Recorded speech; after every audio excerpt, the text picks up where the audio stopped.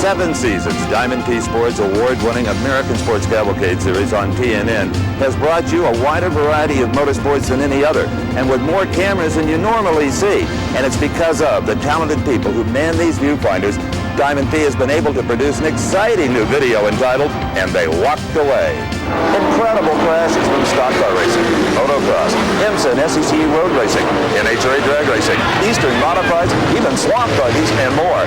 To get your copy of And They Walked Away, send $24.95 plus $3.50 shipping and handling to the address on your screen, or better yet, call 1-800-421-0725. Visa and MasterCard accepted, no CODs. Call now.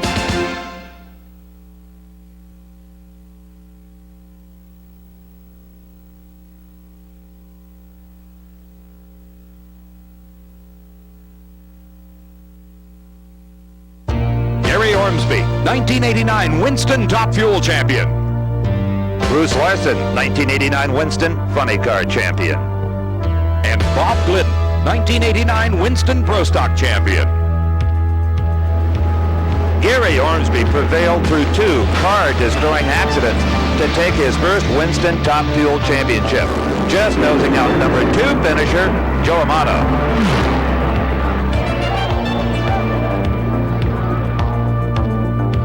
Bruce Larson won 6 national events and went 6 for 6 against then-defending champion Kenny Bernstein, who finished 3rd in points behind number 2, Don Prudhomme. And what more could be said about Bob Glidden? In 1989, he won his 75th national event title on the way to his 10th overall and 5th consecutive Winston Pro Stock Championship. So the stage was set for Drag Racing 1990. As the season dawned, a major story was unfolding. Funny car powerhouses Don the Snake Prudhomme, along with Kenny Bernstein, defected to the Top Fuel ranks. How would that development affect the already tight Top Fuel class? And conversely, who would fill the void in the funny car ranks? We join the season at the beginning for the full story. Welcome to Drag Racing 1990. Hello, everybody. I'm Dave McClellan. And I'm Steve Evans. As always, the NHRA season started at the LA County Fairplex of Pomona, California, the Cheap Auto Parts Winter Nationals. Don Prudhomme started out pretty well with his new Top Fueler, qualifying 14th at a 5.15. But in the first round, he had to race the number 3 qualifier, Joe Amato, who had a 5.03 second elapsed time to kick off his season. Well, if you were a betting man, you had to go with the car in the near lane, the 2-time champ, Joe Amato, here at the opening race of the season. But Don Prudhomme, well, as you'll see, he had other thoughts. Well, it was a great beginning for Don Prudhomme as he took his first round victory in a rear-engine Top Fuel dragster, defeating a troubled Joe Amato. So Amato could not take the measure of the funny car transplant Don Prudhomme. Darrell Gwynn hoped to handle Kenny Bernstein in his first dragster effort at the first race of the year. Now, Bernstein qualified even quicker than did Don Prudhomme in the 7th spot at a 5.07. Darrell Gwynn hoped that his number 2 qualifying time of a 5.01 would be sufficient to give him a big advantage over Bernstein, but it really didn't work out that way, because in round number 1 at the Winter Nationals, Bernstein showed some of the brilliance that he revealed throughout the entire year in his driving skills. He was just as cat-quick in a Top Fueler as he had been in a funny car. Bernstein won it with a hole shot as both drivers recorded 5.01 seconds. In the finals of the opening race of the season, it was Dick LaHaye. He had defeated Gary Ormsby in the Final 4. His competition was Laurie Johns. Johns had qualified number 6 at a 5.05 and then went on to defeat Don Prudhomme in the second round and Kenny Bernstein in the Final 4. And Laurie Johns was rapidly becoming a fan favorite. But of course, to win her first championship, she had to get by this man, the 1987 Winston Top Fuel champion, Dick LaHaye, who had qualified number 9 at a 5.09. Now, Laurie, however, had the lane choice going into the final round and took that far side. It was a huge crowd jammed into the Fairplex in Pomona. They watched intently as Laurie deep stayed and then got a very slight advantage, only 1,000th of a second in one great drag race. She took her first ever Top Fuel title, and Laurie's mother went bananas.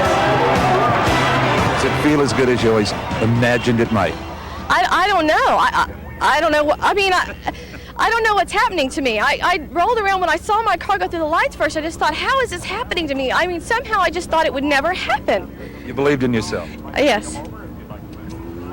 Well, Dave, down at the far end, Lori went over to give a big hug to funny car rookie driver Casey Spurlock. He was down there for very good reasons. You see, this son of a sprint car family won his first ever Nitro funny car event that he entered. He qualified in the 16th spot. That meant in round number 1, he raced the number 1 qualifier, John Force. Force was in the near lane. In the unlettered car, the Ford Probe in the far lane, was Casey Spurlock. And John Force and his crew chief, Austin Coyle, learned a very good lesson on this sunny afternoon in Pomona. Don't ever take them lightly. They watched in disbelief as Spurlock took a 1-car length victory. From the smiles of being the number 1 qualifier to the frowns and disappointment of going out round 1 to a rookie. Well, that's good. That's good for him, and that's what makes it exciting for the fans. But for us, definitely a malfunction. This car has been too consistent the last 4 runs, and it just fell off. Something in the timing just went wrong. Sorry to see you out so early. Spurlock met another champion, this one the reigning Winston champ, Bruce Larson, in the Final 4. Larson had qualified in the number 4 spot with a 5:37, and once again, Spurlock was the underdog. And it appeared that Bruce Larson and crew didn't learn a darn thing from watching John Force get drilled by the rookie. As you'll soon see, Spurlock and his young crew chief, Ronnie Swearingen, were right on top of things. If Force backed down the horsepower, it appeared Larson hopped it up. He smoked the tires. Before the final round, Steve asked Spurlock, why not oval track racing? I guess because I've been around it all my life, I had to go do something different. It sure would have been cheaper to go sprint car racing, that's for sure. Is it with your family's support and encouragement? Very much so. Without them, there's no way I could do this. This year, we're without a major sponsor. We have a lot of help from our associate sponsors. But without Mom and Dad, there's no way I could be out here. Spurlock certainly picked on some of the tough ones, Steve. In the finals, it was Ed McCulloch, the number 2 qualifier of the competition. That's right, and just about everyone had left the starting line before Spurlock, and McCulloch would be no exception. He had a nice little hole shot until that near lane wouldn't hold his power. Spurlock had problems, coasted through it only 186 miles an hour, but that didn't matter. Talk about long odds. A youngster from Tennessee comes out of the alcohol ranks into the Nitro Wars and wins his first NHRA national event on his first try. That's long odds. And Steve, especially from the number 16 qualifying spot, he gave hope to slower qualifiers everywhere. In Pro Stock qualifying at the Winter Nationals, Rich Marino was in the far lane, matched against Harry Scribner. Problems set in for Marino at about half track.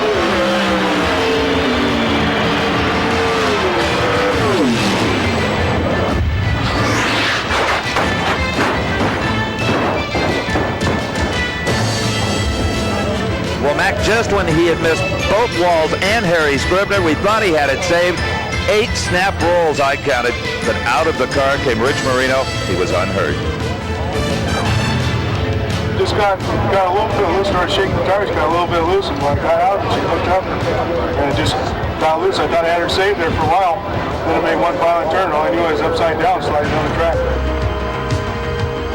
In the finals of Pro Stock Eliminator, Jerry Ekman, who had qualified number 1 with a 7:29, raced the leading Chevrolet at the start of the season. That's Bruce Allen, the number 3 qualifier, who had a 7:32 to put him in the program. We thought the Top Fuel final was close. Watch Pro Stock. Ekman had not won a race since 1988, the Summer Nationals. Here, the margin was only 0.03 of a second as Ekman picked up the Winter Nationals title. Did you know you'd won? I knew I won. I knew it was close. I could see Bruce with me all the way, but when we started getting into high gear, I saw it coming, and I thought, here it is. A big win this year for Pennzoil, Pontiac, the whole team. And it's on to Phoenix for Jerry Ekman. And it's on to Phoenix for the rest of the Winston Championship Drag Racing Trail. It was the second race of the season, the Motorcraft Quality Parts Arizona Nationals. This race had previously been run in the fall, but was switched to the early spring to take advantage of the great weather in Phoenix. And the weather couldn't have been nicer, but the problems for Don Perdomo in qualifying couldn't have been greater. After a decent debut performance at the Winter Nationals, this was what happened at Phoenix. fire and oil in qualifying. Then in round number 1, he had to face up with Frank Bradley. And those problems for Prudhomme continued in round number 1 as Bradley in the near lane pulled away when Prudhomme went up in smoke, and Bradley notched a 5:14 at Phoenix, a respectable time. Now, Shirley Muldowney qualified outstandingly at 4.97. Not a big surprise because she had won the last national event held here at Firebird Raceway. It was one of the new kids on the Top Fuel block that was Shirley's competition in round number 1. New kid, Kenny Bernstein. And much like he did Terrell Gwynn at the Winter Nationals, it was Kenny Bernstein off the mark first against Shirley Muldowney with quite an advantage, but Muldowney was very quick to strike back. Shirley pulled alongside by half track. Then at the finish line, she had a few feet advantage and took the victory. Kenny was quick to talk about his problem. What's been the toughest challenge for your crew adapting to this Top Fuel dragster? Making this thing run on 8 cylinders, that's been the headache. If it'll run on 8, it'll run good, but it just doesn't want to run on 8 all the time. We haven't quite figured it out, but Armstrong will get her handled. Oh, I know that. Dave, after that interview, Kenny mumbled something about having lost at 2 national events and still hadn't been beaten by a man. This lady, Lori Johns, beat him at Pomona. Here at Phoenix, she joined the Krager 4-Second Club. Well, welcome to the club. It's hard to believe. Joe Reckon told me yesterday, he said, Lori, I don't think you're going to make it. It's getting tighter and tighter, and there's not many places left, but here I am. Lori had referred to Joe Horutka, the owner of the Krager Company. Lori's 4.97 time in qualifying earned her a spot in the field. She raced Kenny Koretsky in her first round competition. Koretsky smoked the tires, but Lori Johns had problems far more severe, and it was Koretsky who idled across the finish line to take a surprising upset win. And erasing that 4-second grin from the face of Lori Johns. Here in the Final Four, one particular race shaped up as a fan favorite. Gary Ormsby, the reigning Winston champion, versus the 3-time champion, Shirley Muldowney, already with a 4-second run to her credit at this event. Muldowney was on the near side of the racetrack. And she left right with Ormsby until this happened. A power wheel stand for Muldowney moved her over into Ormsby's lane. It was a near collision, but great driving on the part of both Muldowney and Ormsby prevented a disaster. Well, you know who the real race car drivers are when things like that happen. Shirley, great job. Had my hands full, Steve, but what a great car. It just, it was up so fast, I couldn't believe it. And then I saw that line coming. I was praying that Ormsby. I knew it was Ormsby. I mean, I was thankful it was Ormsby is what I wanted to say. You had a pro in the other lane as well. Yeah, I thought, golly, I'm telling you, it was on a heck of a pass. Well, this guy's got a great future. Great car, I'm telling you. Not a bad driver either. Thank you, Steve. Appreciate it.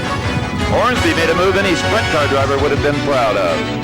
So the reigning Winston champ moved to the finals to meet the man that finished second in the world last season.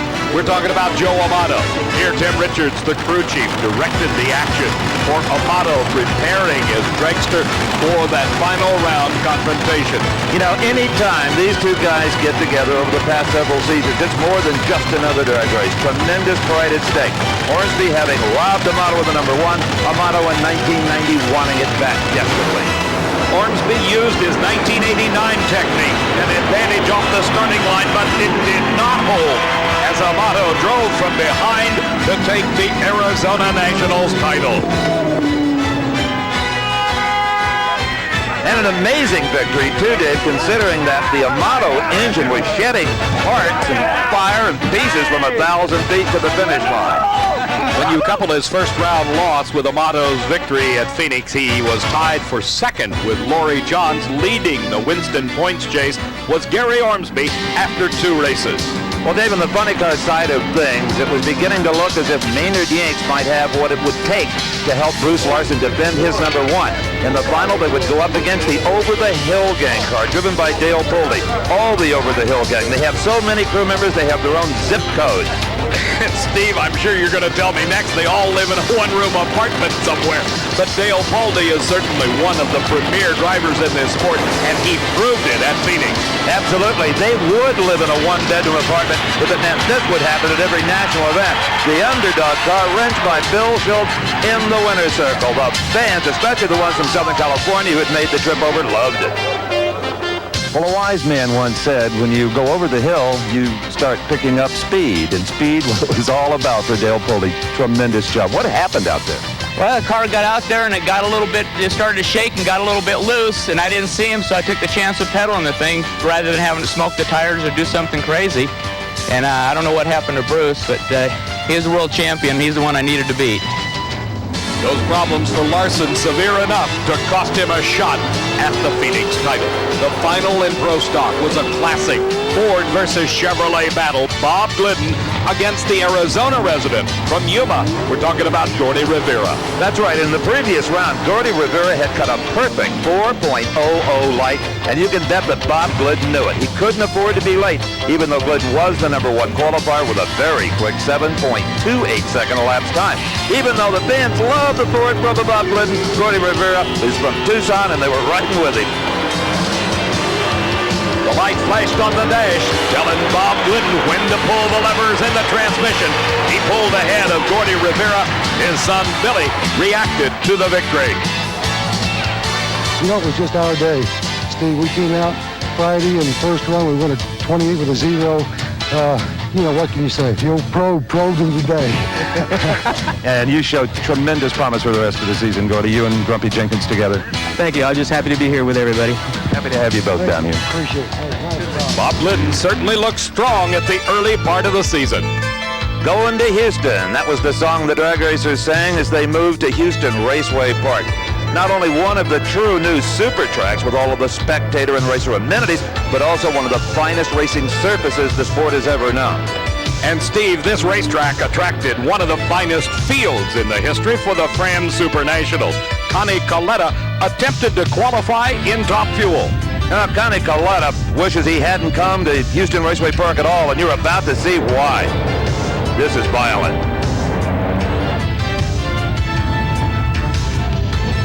The rear wing breaks. Coletta loses control, as you could well see, head on into the guardrail right where it made a turn to the left looking up the track. The thing a top fuel driver fears more than anything else, Dave, and I think you'll agree, is any kind of head-on impact as Coletta suffered. Steve, in slow motion, you can see the absolute violence of this crash. After the impact with the guardrail, Coletta's car barrel rolled in the air, coming down on the roll cage, then slid across the track, came to rest against the opposite side guardrail. Just about all the worst things that can happen in a top fuel crash. First, the head-on impact, then upside down right on the top of the roll bar, and now into the far wall roll bar first. Coletta was very carefully extracted from the race car. He did spend a few days in a Houston hospital, but he said he was maybe better off for the experience. A friend called, asked of his condition. He was reported as conscious, alert, and stable. Three things Connie said he'd never been at the same time in his life. The man you saw in the gold and white fire suit running in to help Coletta was Darrell Gwynn, and what a weekend he had. Darrell, would it mean anything to you to be the quickest driver in the history of NHRA Championship drag racing? No question, Steve. You are. I appreciate it. You know, it obviously doesn't win tomorrow's race, but 490 obviously will help us go into tomorrow's event. It's a great feeling. You know, we've been struggling at the beginning of the year, and to come back and run 490 in the heat of the day here at this Houston facility is quite a thrill for me. That 4.909 was a new national record for Darrell Gwynn, and it still stands today. And in round number one, Gwynn took that far lane, tried to improve on that record, way too much traction. Gwynn, a giant wheel stand, blank, what a break. He smoked the tires, but still took the victory. And the look on Darrell Gwynn's face revealed it all, the disappointment he felt at the wheel stand, costing him a shot at the Houston title. The huge rear slicks on these top fuel cars grow on the burnout much like they do at the finish line at high speed. They only get a few inches wide when the RPMs are up. We show you Gene Snow making the burnout because he was one half of the top fuel final, and there's the crew chief for the other half, Ken LaHaye. She heads the team that fields the top fuel dragster driven by Dick LaHaye. Steve talked with her before the final. At the Winter Nationals, you underestimated Laurie Johns. What about here? We did underestimate Laurie Johns. We just tried to go out there to repeat. I think today we're going to try to do the same thing. It's won us more races trying to repeat than to step on it. Good philosophy. So in her second final of the year, Kim used the same technology, but she certainly wanted the outcomes to be different between her dad and Gene Snow. The red light by Gene Snow at the starting line settled that question, answered it immediately. LaHaye the champion. You've won a lot of them, but wouldn't you call this one of your better performances the entire weekend? Oh, it's the best ever. Best ever. I mean, it's 4 or 5 4-second runs, and that's more than we made all last year. And, I mean, what can I say? I'm just thrilled to no end. Going for the championship in a big way with these points. Yeah, I guess we could start thinking about that, couldn't we? Let the celebration begin, huh? Good, it's time, Steve. Thank you. LaHaye took over the points lead following his championship victory at Houston. And in the funny car pitch, John Force sat in the roll cage of his funny car, nervously looking at his watch for some reason, as crew chief Austin Coyle warmed up that motor before the race. Force feeling a little confident. This was his first final of the 1990 season, but he was up against Bruce Larson, number 1. Larson was defeated in the final at Phoenix. He wanted to not do that again. But Larson never had a shot at Force after the tires went up in smoke and Force crossed the finish line. The victor running a 5.36 second elapsed time. Talk about burn off some nervous energy. John Force knew how to do it in Houston. Bruce Larson used his 2 final round appearances to take an early Winston points lead. John Force moved from 5th to 2nd by virtue of his Houston victory. Well, Darrell Gwynn wasn't the only pro setting records. This man, Mark Powick, enjoyed his finest moment ever in the pro stock category. In qualifying, 7.22 second elapsed time. That one in the books as the all-time record. Black in round number 1. Ricky Smith in the near lane was off the starting line first. A bit of a hole shot. Powick did not catch him, even though he ran quicker, and the new record holder was humbled. Mark, this sport can just take them in, psyche, and stomp on it. Yeah, it did, Steve. You know, when you're up on top, you run good all weekend, you can't give up. And I don't know if it was me or the car, but we're going to be back. You know, it's a disappointment to me. I was really feeling good today. There's many more races to come yet, and we're sure not quitting. We're going to give it another great shot. And you're the quickest in the world. So far, and I'm going to keep it. 2 out of 3 final round appearances for Bruce Allen earned him the Winston points lead after Houston. He lost in the final round to W.J. Warren Johnson at the Super Nationals. Well, then the Winston Tour smoked its tires all the way to Gainesville, Florida, home of Gainesville Raceway and the Motorcraft Gator Nationals. The biggest crowd, Dave McClellan, in the history of this facility. Improved roads, added seating, all kinds of extra grandstands, and the fans down in that part of the world have really responded. And Steve Evans, they were treated to some great qualifying. Darrell Gwynn had a 4.98. Number 1 in pro stock was Jerry Ekman. And this man, Jim White, took the number 1 qualifying spot with a 5.28 in funny car. His best performance ever in Roland Leong's Hawaiian automobile. Dodge Daytona bodied. It was in the near lane in round number 1. Glenn Michaels on the opposite side. Now watch what happens to the left rear slick. Safety equipment is excellent. Murph McKinney built the chassis. He did an excellent job. Everything does what it's supposed to do, you know. What do you think happened? Well, it's hard to say. That was a brand new set of tires for first round this morning. It looks like the tire just came apart somehow. I don't know. We'll just get it over and get the Goodyear guys to take a look at it. They do an excellent job too. We can't complain about the product they give us. Absolutely. Never an easy way to lose, but certainly the expensive ones hurt, and Jim White went out in round number 1. You just saw Bernie Federley, the crew chief for Ed McCulloch, as he prepared the Oldsmobile to race against the Ford.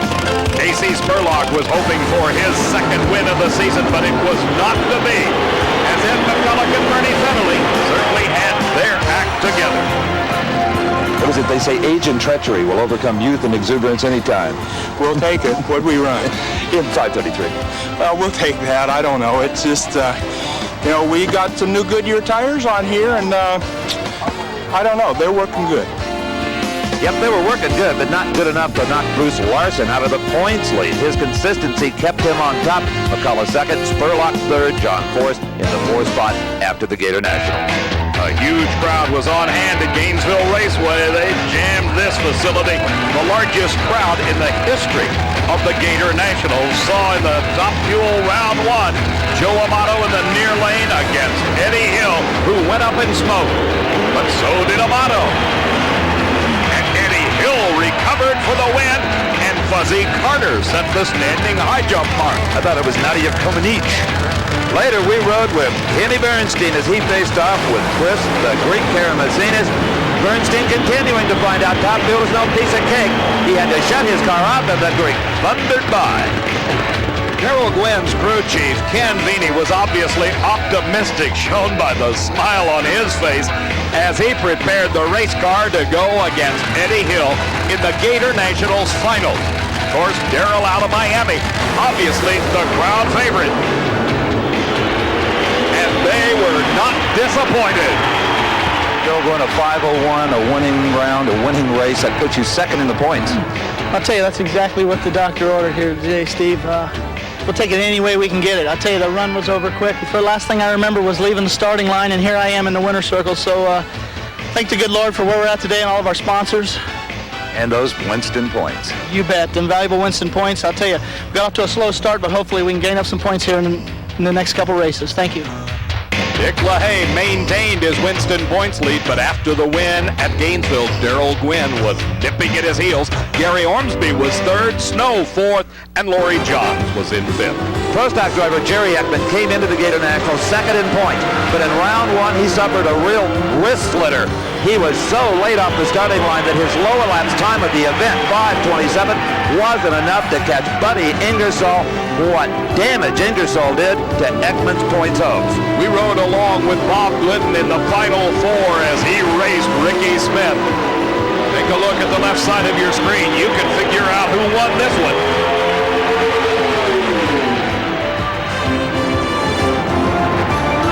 I love it, Steve. It don't get no better than this. I just, me and Bob's been competitors for years, and I'm just glad to finally beat him. Kenny Delco in the near lane drove his Pontiac into the finals to race against the other Pontiac, that one driven by Ricky Smith. And Ricky Smith found that unlike Bob Glidden on this late afternoon, Kenny Delco could match wheels with him right off the starting line, and that spelled the difference. Steve Delco outpowered Smith all the way to the finish line to win his first ever Pro Stock title. Tell me about the race. You left the line together. The clutch, the thing stood up in the air. Didn't shake the tires when I pulled second. I said, there's no way he's going to go by me. The middle of April of 1990 found the NHRA Winston Championship Trail moving to mid-Georgia and the new Atlanta Dragway for the AC Delco Southern Nationals. But the mood there was very somber because the racing world had just learned of the crash at Santa Pod Raceway in England of Darrell Gwynn. At that Santa Pod Raceway in New Bedfordshire, England, Darrell was severely injured. His left arm had to be amputated below the elbow, and he is paralyzed from the chest down. The outpouring of love, and at this point in time, even more importantly, money for the Darrell Gwynn Recovery Fund. Dave, was unlike anything I've ever seen. Every fan wanted to participate, and every racer. There wasn't a car without a message or a yellow ribbon. Even though they all had Darrell on their mind, there was a race to be won. Laurie Johns earned her way into the Final Four, where she challenged the Winston champion, Gary Ormsby. The difficult task was Johns. The thoughts were with Darrell Gwynn, but the challenge on the racetrack from Ormsby was one that had to be overcome. And Laurie prevailed. She moved to her second final round appearance of the year. You know, we're very happy to be where we are. We had fallen behind in the points a little bit, and we said if we could just make a decent showing in Atlanta, and so far it's been pretty decent. But so far was only as good as your last opponent. Then she ended up having to run the #1 qualifier, Joe Amato, in the final. Remember her victory back at the Winter Nationals over Dick LaHaye by just inches? Well, watch this one against Joe Amato. Laurie was away first, and again by inches. She had taken her second national event title of the year. The crew, well, they were berserk on the starting line. Her mother, her father, her crew chief, Larry Meyer, coming into the picture there on the left. They were celebrating because the Winston points lead in Top Fuel had become Laurie's. Dick LaHaye in second place, Joe Amato in third, and Gary Ormsby now seriously wondering if his title was defensible, riding in that fourth position. At Atlanta, there was one man in Funny Car that was having the weekend of his life. We're talking about Paul Smith, who was qualified 8th. He had to run the number 1 qualified car, Jim White, in round number 2. This was the second race in a row that White qualified first and went out early. Paul Smith advanced to the final 4. It's got some good motor parts, but it's got some old Paul Smith in it. In other words, the valves are a little smaller, and I try to, keep, the overhead down. And me and Chuck, we try to do this without a sponsor, but we're getting close to get one, and if we get one, we're going to be some winners.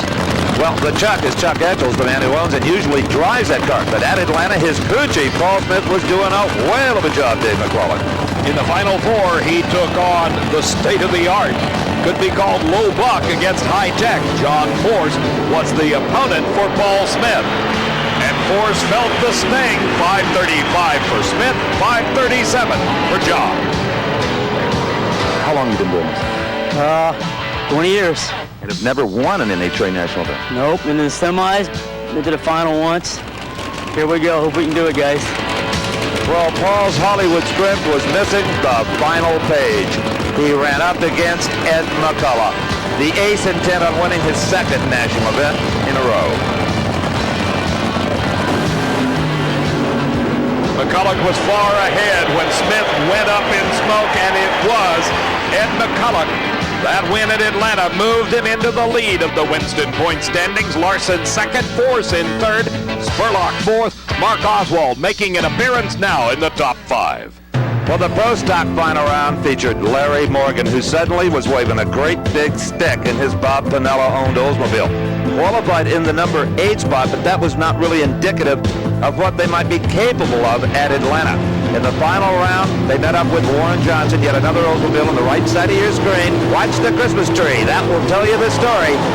Nope, not a whole shot, just the opposite. A red light by Warren Johnson. He knew he had to take a shot at Morgan, who had the stronger engine. Morgan proved it, 7:31 to a 7:36.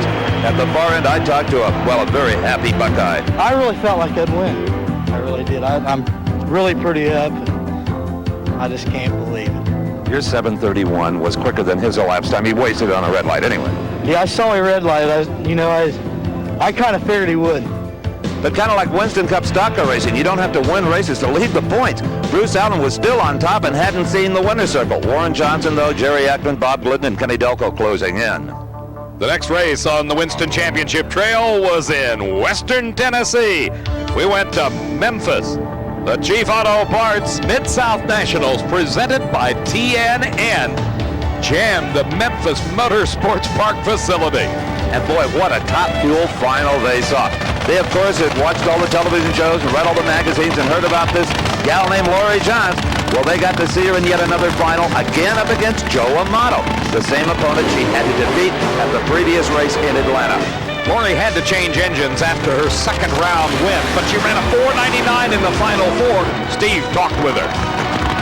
Yeah, I knew it was going to run 4.99 just as soon as we got it to make a full pass. It kept having problems. We wheel stood it, we shook it, we threw the blower belt off, we kicked the rods out, and now it's running 4.99. So that's all we need to win this race. Yeah, we're just glad to be in the final. It's been a tough race, and the teams are all running good right now. So it'll be 2 times now and we're in the final against Lori, so maybe we can reverse the outcome in the last race. But we'll have us a good drag race either way. They both staged ever so carefully, and it paid off for Amato. Watch the car in the near lane, and you will see a 1/10 of a second advantage disappear into a cloud of smoke. When the clutch started to lock up, it was all over for Joe Amato. Lori Johns took the points and the victory. Somebody asked me if it was getting easier, and I don't think it's getting easier. It's easier because we're winning, but getting there's not any easier. 5 flat. 5 flat. That's not what I expected, but gosh, it won the race, so we can't complain about it. This is going to be a real fast car. It feels fantastic. Gonna be? It's real fast now. You can't really complain about it. It's just, I'm really, really kind of astonished right now. I can't believe that we've won 3 of the 6 races this year. It's very, very hard for me to believe. Her 3 victories gave her the points lead over Amato. Third was LaHaye, Ormsby fourth, and Gene Snow was number 5 after Memphis. You know, in Pro Stock at the Arizona Nationals in Phoenix, we saw Bob Glidden win and get a rare good start at the beginning of a season. Well, he was starting to flounder a little bit by the time we got to Memphis in May. In the final 4, he met up with a Dodge of Darrell Alderman. And Alderman needs a track that can give him the kind of traction the dragsters and funny car guys like because of the short wheelbase of the automobile. It tends to be very squirrely. But against Glidden, he was up to it. Mike Sullivan, crew chief from the Wayne County Speed Shop, had his fist in the air for the first time in 90. For the second race in a row, Larry Morgan wheeled his Oldsmobile into the final round, this time against the Dodge of Alderman. In Pro Stock particularly, the driver's ability to leave the starting line on time and most importantly ahead of his competition can spell the margin of victory at the finish line. Watch this one. This is almost a dead heat race. Absolutely. Alderman had the jump. Morgan had the power. It all balanced out. Morgan wins it 7:27 to a 7:30. We had a little victory chat. Thank God for this. I'm happy. Which was your favorite 7 dwarf? I don't want to say. Happy would be my guess. Happy. Thanks a lot, Steve. For the second race in a row, Larry Morgan, the champion, and that moved him to number 5. Fourth was Bruce Allen in the Winston point standings. Third, W.J. Second, Bob Glidden, and Jerry Ekman was the leader. Now it was time for a little gumbo, shrimp, remoulade, and all your favorite foods, Big Mac, as the tour took us to State Capitol Dragway, the Hilo Auto Parts Cajun National. And believe it or not, it did not rain a drop at Baton Rouge, and that is unique. It was way too hot to rain. Well, that's typical of South Louisiana weather in the summertime, hot and humid. Lori Johns found out exactly what the heat of the day can do to you as she was challenged by Mike Brotherton. Lori went into a wheel stand that could have been disastrous. Here, it cost her the race. We're not as upset about it as we could be. We're real happy with what we did this weekend because we ran in the heat. We had a 9-10 60-foot on that pass, and now we know we can make it through the summer and we can be competitive. Joe Amato's still 22 points behind us at this point, and he's got to race Gene Snow next round. And Gene's got lane choice and ran a 5:13, so it's not that we don't like Joe. We just like for Gene to get to the finish line first this time. Steve, it sounds like to me that the woman had her eyes on the prize. Well, she didn't have to worry about what Gene Snow did because Joe Amato, in the left side of your screen, took care of himself with a red light. He had Snow beaten soundly had he not left too soon. I can only hope that Joe Amato saw his red light because I'd hate to be the one to tell him. Well, by that look, he obviously did not see it. I didn't see it? No. I red lighted, really? Indeed.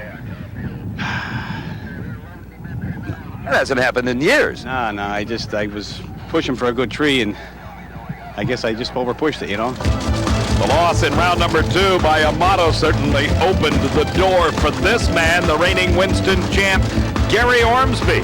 He was challenged by Gene Snow in the final round of Top Fuel. And Ormsby's crew chief Lee Beard Dave appeared to be finally getting a handle on the new rules. The 320 gear ratio mandated by NHRA and no electronic clutch management systems. Had to be pneumatic or hydraulic. And this was the first time it appeared they really got it to work. What a drag race! The whole shot by Ormsby paid off. He won the Cajun. The reigning Winston champ has struck his first blow of the 90s. Congratulations, Gary. Yeah. I didn't think it was going to ever happen, Steve. It was a great job for the crew, you know. I don't know what we ran. 5:15. 5:15. I knew it was going to step up a little bit. And anyone that wins on this racetrack and under these conditions, they did a super job for me this weekend. A very tight points race in Top Fuel after the Cajuns. Only 22 points separate numbers 1, 2, and 3. John's first, Ormsby second, Amato third. And back in the funny car pit, the youngest driver of them all, at this time anyway, Richard Hartman was getting that car ready to face off with John Force, the youngster's first ever final in the Nick Bonenfant car. Hartman could be a graphic example for youngsters trying to figure out how do you get into the cockpit of a nitro-burning funny car. Well, you earn your way there. He came up through the ranks in his family operation, starting with an alcohol car. And those skills certainly paid off. He gave John Force a great race. Just inches separated them at the finish line. Oh, John, I can't believe it. I thought I was late. I can't hardly talk. It's those braces again. I thought I was late. You weren't late. What was the times? 45 to a 44. 45 to a 40. He ran quicker? Yeah. Cool. Where's he at? You could gag John Force and he could still talk. Well, that question we asked earlier, who would fill the void of Bernstein and Prudhomme, was being answered by Cajun's time. Ed McCullough and John Force, the only two-time event winners, were on top. In Pro Stock, Mark Powick was trying to win his first ever national event title, while his competition in the final round, Larry Morgan, was trying to make it 3 in a row. The hot topic in Pro Stock was Morgan and his Oldsmobile, and Mark Powick really did nothing to put that fire out. A starting line advantage for Powick did not last long as Morgan pulled ahead and by half a car length made it a hat trick. 3 in a row for Larry Morgan. You know, when you give a guy a hammer, what's he supposed to do? Use it. When you use it on Mark Powick. Let me tell you, buddy, I am happy. Like a rocket in the Pro Stock point standings, Larry Morgan vaulted to number 1 from his number 5 spot, WJ second, Jerry Ekman third. Larry took all of his happiness along with everyone else and moved to the Budweiser Spring Nationals National Trail Raceway outside of Columbus, Ohio, where it rained. Then it rained some more. Then it rained a little bit more. Then it really rained to the point that the whole event had to be postponed to the following weekend, where in round number 1 of Top Fuel, we again saw Lori Johns. Would she again lose in the initial stanza? She hoped not. Not too long ago, in fact, it was last weekend, Joe Amato and I were on the news live together, and when I walked into the TV station, he turned around and he said, "How's your neck?" I said, "It's fine. Why?" And he said, "Well, I thought maybe it hurt from all that looking over your shoulder." And that is the way it is. It's a little bit harder, I think, to be number 1, but just by a very narrow lead, and puts a lot of pressure on. We really want to win today, and going into first round, we have Don Prudhomme, and I think it's going to be tough. So we just got to get past him and try to make this one work. Well, a 12-point lead in Top Fuel Winston points racing is almost nothing. Now, Lori was late off of the mark. Don Prudhomme ran a slower lap time of 5:13 and defeated Lori's 5:10. So first at the Cajuns, it was a wheel stand, and now he's just a little late. And that 12-point lead disappeared as Don Prudhomme prevailed. Here in round number 2, it was Gary Ormsby who exploded an engine on the starting line. He had to watch as Prudhomme crossed the finish line and advanced to the final 4. This was a great day for Don Prudhomme. Steve, it really isn't there yet, to be honest with you. We're just still playing with it. I think we have a few more runs to go, but it just gets a little bit better each time, and it's really been a struggle, you know, the heat and humidity and so on. It's tough. It's becoming a better toy to play with, though. Yeah, it's been a lot of fun so far. Well, this is the best State Snake has had since he's gone Top Fuel Racing again. Frank Hawley, the new driver of the Darrell Glenn kart, was up to the task. Qualified number 1, 5:04. Frank, all of us involved in this great sport of drag racing are thrilled to death to see you carry Darrell Gwenn's banner into the semifinal round the first time out. Well, you know, I've said this a bunch of times, but Ken Vini and Gary Clark and of course Darrell's dad, Jerry here, they've got this car running very, very well. It's made it very easy for me to just step in, obviously with a number 1 qualifier and then go into the semifinal round. And I think if they can keep that performance advantage up and I can maybe not make any big mistakes, we may be in the final. Well, Frank was making no mistakes whatsoever. Don Prudhomme, the only mistake he made was facing off with Frank Hawley. I don't think it was really his option. He had no choice. The pairings found Hawley and Prudhomme in the final 4. As we heard, though, in our interview with Prudhomme, he said we still need to play with this car a bit more, and his 5:40 here wasn't even close to Frank Hawley in the Glenn car at 5:06. And that pitted Frank Hawley up against Joe Amato. Terrific Top Fuel final in Columbus, Ohio. By virtue of this final round appearance, Amato had moved into the lead of the Winston point standings. Hawley obviously was not in contention. Darrell's dad, Jerry, continued in his role as team manager of the Top Fuel Dragster and directed traffic for Frank as he backed up after his burnout. Amato was in the far lane. Hawley was in the near lane. This the final round of Top Fuel Eliminator at the Spring National. Everyone was riding with Frank Hawley. Let's be honest about it. Everyone except Joe Amato.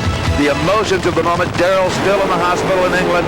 They wanted the gold car, and they got exactly that. Frank Hawley at 5:12 wins the Budweiser Spring Nationals.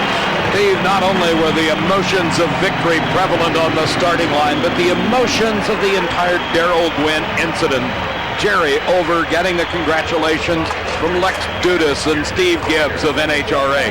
Then Ron Winters with Budweiser, the event sponsor, came over and offered his congratulations to Jerry, even though the Gwynn car is sponsored by Coors. Darrell Gwynn put me here. This is really his spot, this little piece of real estate. Darrell's, and I'm just occupying it for a while. Thank you, Frank. While Frank Hawley was a two-time Winston champion of the Wheel of the Funny Car, this was his first win ever in a Top Fuel dragster, serving notice to the rest of the field that he may be a spoiler throughout the season. Joe Amato moved into the lead, Ormsby second, Laurie Johns dropped to third. And David, the funny car points turmoil continued because when Bruce Larson beat the points leader Ed McCullough in round one, it opened the door for John Force to take the points lead. Force in the final round met up with Jim White. We had been calling Jim White a winner just looking for a place to happen. But unfortunately, it wouldn't happen at National Trail Raceway. He got outpowered by John Force. That marked John Force's third victory of the 1990 season. Yesterday, Carl said, we are dead meat here today. And I said, well, buddy, that's what I pay you for. Go out there and fix this whole heap so we can all keep our jobs. And he did it, but he had me worried. He changed blowers in the final. He turned around and he said, old Roland over there and them old boys are going to get real tricky. And it worked. What can I say? It stepped up. 3 races this year, the Winston points lead, the greatest year ever for the Brute one, John Force. Force's lead was a slim one, a little over 600 points over Ed McCullough. Bruce Larson, without a win thus far this season, moved down to the number 3 spot. And you talk about upsets. How about Bob Glidden failing to qualify in Pro Stock? This was his last shot at it. He couldn't do it. It's been 7 years since it had happened. Well, we've been fortunate over the years, Steve. We won a lot of races, and it's been a while since we haven't qualified, but really doesn't help the moment. This is racing. It happens to all of us. If it hasn't happened to you yet, watch out, it's going to. Bob Glidden really troubled in mid-1990. Jerry Ekman beat Ricky Smith at Columbus. That gave him the points lead. WJ second, Larry Morgan third.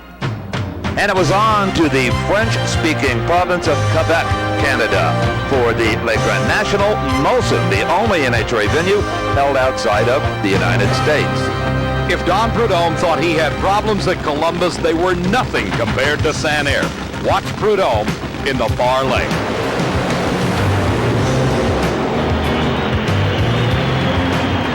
Every drag racer's nightmare, a blowover, the car turning completely over backwards. It then slammed into the guardrail and jumped over the rail, the engine still running.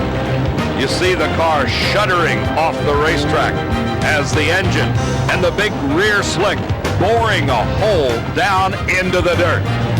But out of the wreckage popped Don Prudhomme, the NHRA safety safari on the scene as Kenny Bernstein, fellow driver, ran to his aid. In this long angle, you can see what happened clearly. The front wheels are bouncing off the starting line. As the clutch stages continue to lock up, that bounce gets higher and higher until the wind suddenly gets under the car. There's nothing the snake can do. The only thing that kept this from being even worse than it was as the car sheds all of its body panels is the very strong wing supports acted almost like wheelie bars. But not quite. Rocking back onto that wing strut, you see the assembly holding the rear wheels off the ground until finally it tilted off to one side. The car slid down the center of the track and then backed into the guardrail. The tires still getting traction on their sidewalls, pinwheel the car, roll cage first into the wall, then they get traction on the wall and pull it over it. Hey, you all right, Snake? Yeah, I'm all right, Steve. You race a whole career, 25 years, almost incident-free, and in 1 year, it's incredible. Yeah, I know. It just started to come up on me there, and it was, picked him up a little bit and set him down, and then it really came up. I don't quite understand it right at the moment.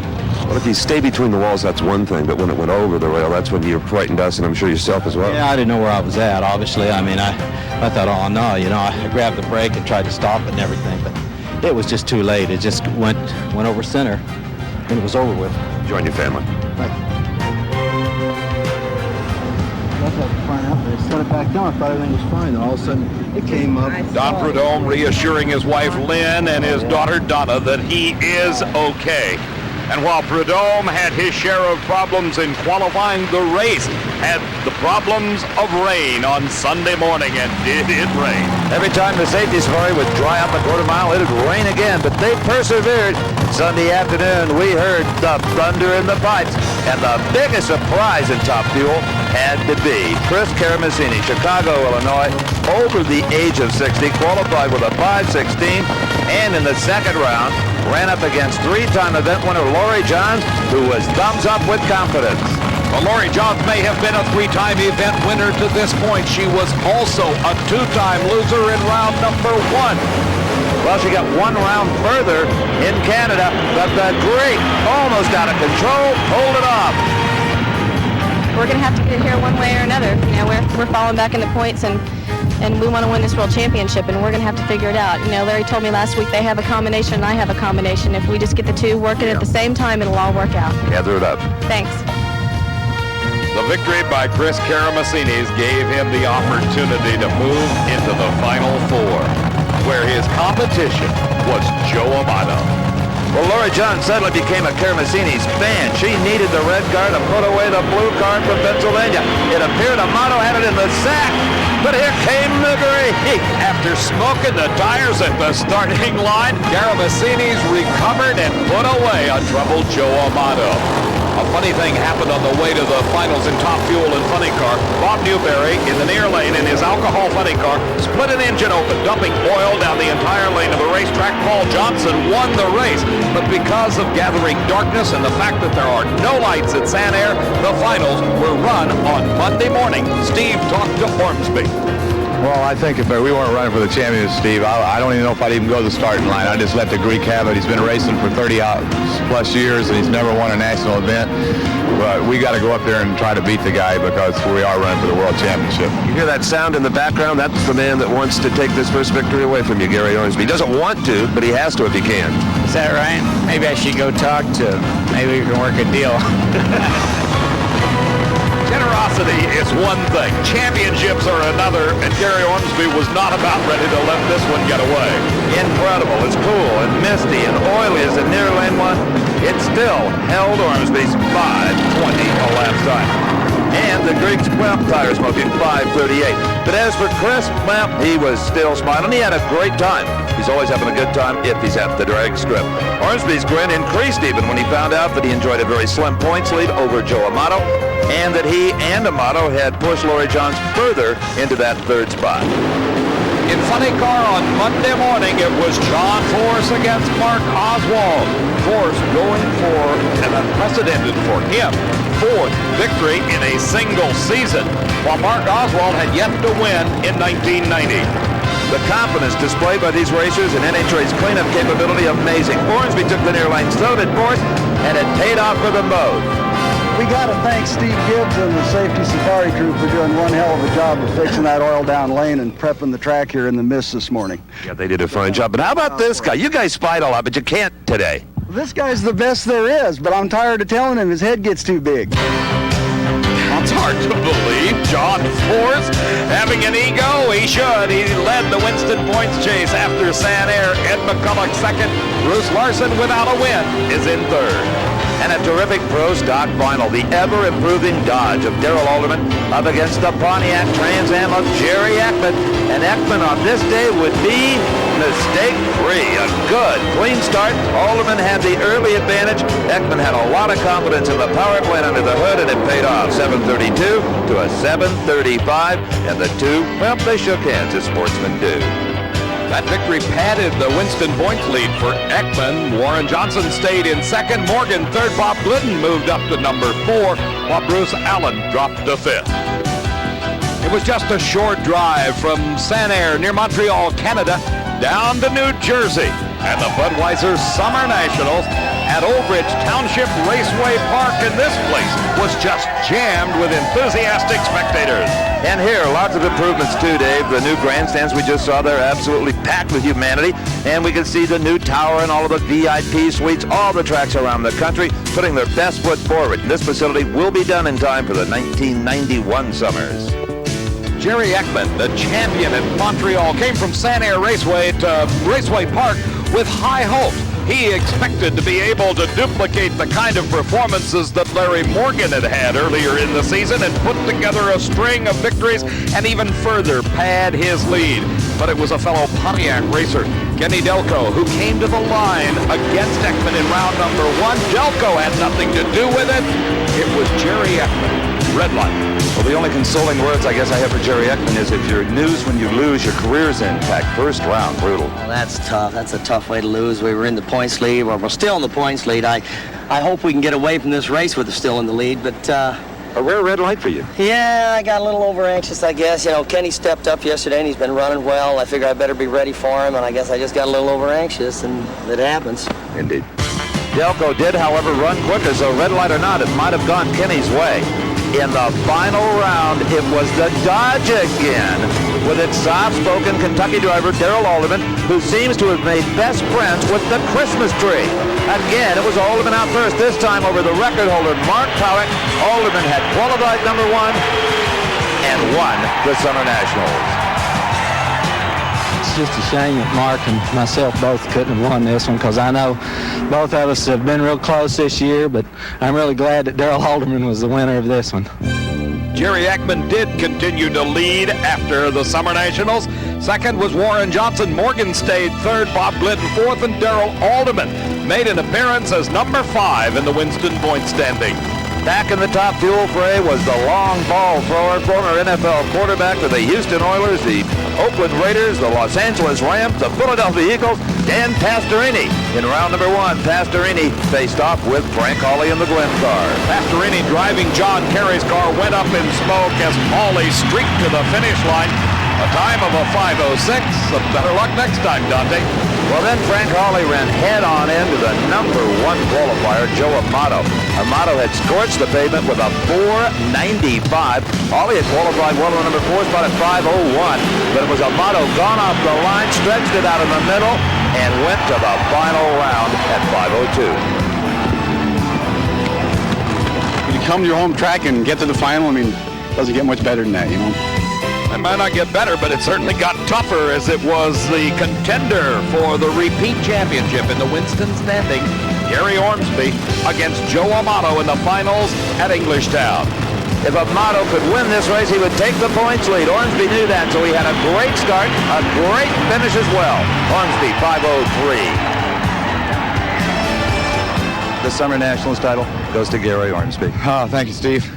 I don't know what we ran. It felt like a pretty good run, but it was 5:03. Who cares you won? Yeah, that's true. Really, who does, huh?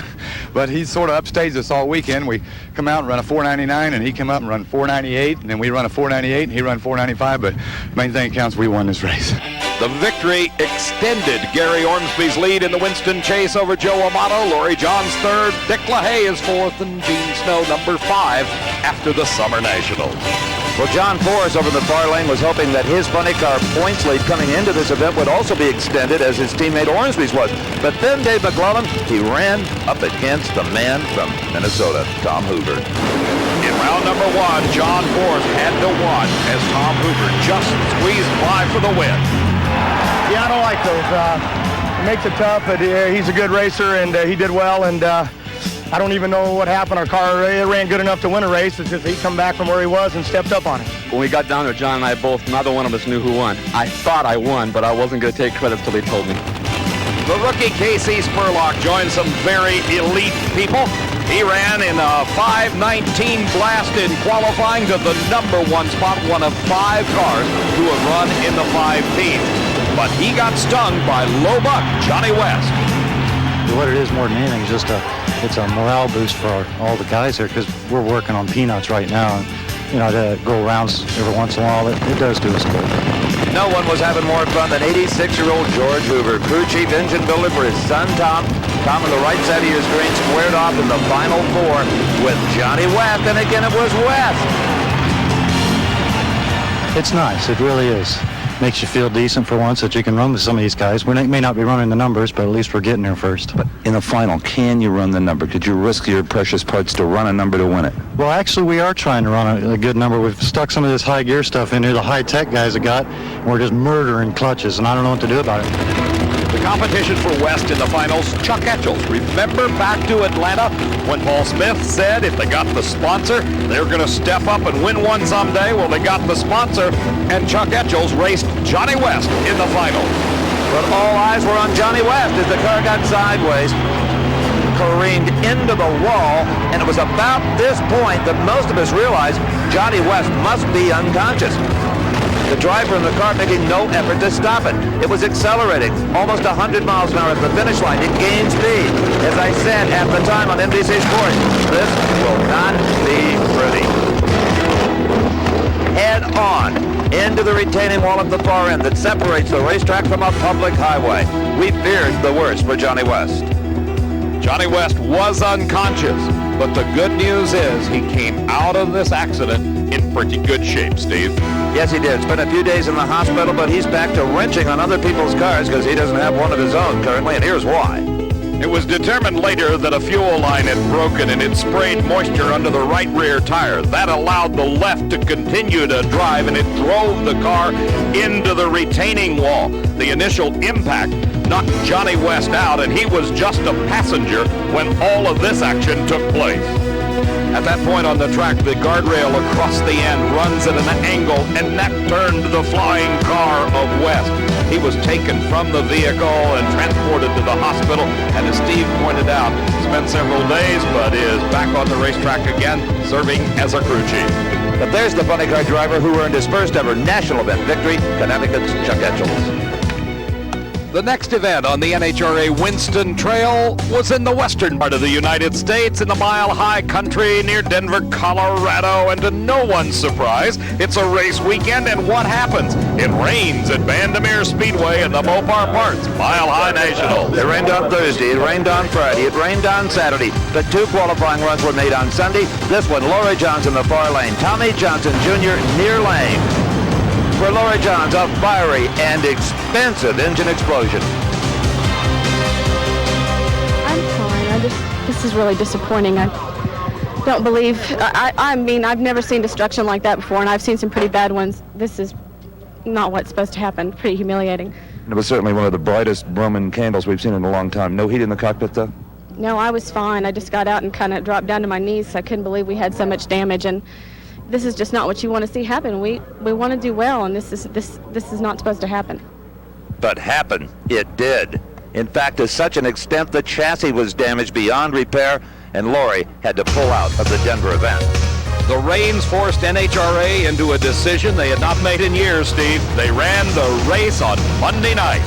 And the fans showed up by the thousands. And a lot of them had to be rooting for this guy, Junior Kaiser from Colorado. He qualified 13th, and in round number 2 raced Kenny Bernstein. We rode along with Kenny. And with this onboard shot, you can feel everything but the G-forces as Bernstein puts away Kaiser. You know, normally at sea level, when I tell Kenny Bernstein he ran a 5:23 at Brown, that ought to bring a grin. Oh, it's fantastic, Steve. It's great to kind of be back sort of like, you know, and make a good run. This is the first time, Steve, since Pomona that Kenny Bernstein has showed any flash of performance brilliance. His driving has been great throughout the early part of the season, but here at Denver and the Mile High Nationals in the Final Four, he was against Gary Ormsby and took the victory. It's unbelievable. I tell you, what a run with Ormsby. He was right there at the finish line, Steve. I looked over and I said, maybe a fender or in these cars, maybe a wheel. That was it. Heck of a race. After Ormsby's loss in the Final Four, Joe Amato on the right-hand side of your screen advanced into the finals, the points leader. And it was Bernstein and Amato in the final round. Now, the light Kenny Bernstein thought he saw at the end of the tunnel, well, it turned out it was a light on a freight train like Top Fuel Dragster in the opposite lane as you see Amato sneak by for the Mile High win. Kenny Bernstein settled for runner-up. It's been a hallmark of this team to be consistent, but we've lost too many finals, and we're aiming to turn that around. We need to keep Joe king of the hill. The third consecutive victory at Denver by Amato moved him into the points lead over Ormsby, and those two began to pull away from the rest of the pack. Well, at this stage in the season, everybody thinking about points, maybe more than they did earlier on. And heavy on the mind of Jerry Ekman as he staged his yellow Pontiac in round 1 against Joe Lapone Jr. was the fact that he has been losing in round 1 and giving ground. He still had the points lead coming into Denver, but it was in jeopardy in left. He could smoke Lapone here. But Steve, it was not to be. The slight advantage gained by Ekman was lost at the finish. I don't think I was late on the line. In fact, I think I might have left on Joe. We got halfway down the track and the motor stumbled and he went around me, but I was out on him and pulling away, and it just, I don't know, this place, tough place to run fast. You said it all for everybody. That first round loss by Ekman was costly. It moved him down in the point standings to second. Warren Johnson up to number 1. Larry Morgan won the race, and he stayed in third. Darrell Alderman fourth. Bob Glidden number 5. While the wonder of the Nitro Night Racing continued on Thunder Mountain, look at this gorgeous slow-motion burnout from Tom Hoover. It was the final 4 with Hoover up against Jim White, the poor guy that just can't seem to get a break. White was in the near lane, Hoover in the far lane, but watch the far lane. Hoover blows an engine. A horrible oil fire, but does a masterful job of scrubbing speed off the cars. Those were intentional maneuvers you saw out the rope hatch, and that kept the damage to the machine to the minimum. And Steve, the better news is the damage to Tom Hoover. Well, there wasn't any. He was A-OK after this incident. White went on to lose to Ed McCulloch in the final, and Steve was there to talk to Tom. All I could think about was some of the experiences we had over the years, and I did my best to stop it. I'm telling you what, the smoke is plenty heavy in there. At one point, I was out of the car because I couldn't breathe, and the car was still running. I went back down and made sure the fuel shut was off so the motor would shut off, but it was plenty exciting there for a while. By getting it stopped and getting the fire out, you minimize the damage to the car. It's my money, and I'm stopping that baby. I almost hit the guardrail. Well, at Denver, we all savored the nighttime racing. Might never see it again. Well, Tom Hoover still had a race car left to join the Winston Tour as it headed further west to Sonoma, California, the wine country, and the Motorcraft Ford California Nationals. California, here we come, and they did in droves. Over 68,000 people jammed into Sears Point International Raceway near Sonoma. That's just outside of San Francisco, and they were treated to one great drag race, Steve. You know, at round number 2, Joe Amato, the points leader, met up with the newly resurgent Chris Karamessinis, and Jerry Amato told me before the race, we used to think the Greek was an easy one, fun to race, but no problem. Not anymore. Still fun to race, but they got to consider the fact that the man is capable of running 5 O's on any given racetrack on any given day. He had qualified in the 10th position at a 5:16 on the Sonoma asphalt. Amato, the number 2 spot, at a 5.04. Amato red-lighted for the second time this year. The Greek did an old-fashioned 13:20 burnout to survive round number 2. Steve, that certainly opened the door for Gary Ormsby in the Winston Points chase. They're seesawing back like it's a teeter-totter. One's on top at the moment, and then it goes down, and the other one comes up. Ormsby was against Eddie Hill. Ormsby had a control problem, but steered it back to the center and got him. David, we're with Joe, who just watched Gary Ormsby win. You didn't need to see that win live. Well, Steve, it's a tough points race right now, you know. Just, I guess I had brain fade up there on the starting line. Just, you know, trying to get a good light and do a good job, and, you know. No excuses? No, just, you know, I don't know whether the car creeped a little bit or something, but, you know, the red light came on. No matter what happened, I'm in control, so driver error, that's all you can say. Well, Gary, the only thing almost as thrilling as winning yourself is to see Amato red light. Yeah, I did see that, and I don't want to say I was happy, but I was. Now, that's an honest man, Steve, I must say. At least he admits the fact that he's cheering for himself, and you know that Joe Amato is rooting for himself, too. And the crowd was up at the very sight of the gold car of Darrell Gwynn, now being driven by Frank Hawley. Drag racing fans all over the country following the progress after the accident of Darrell Gwynn. Up against Dick LaHaye, and some controversy.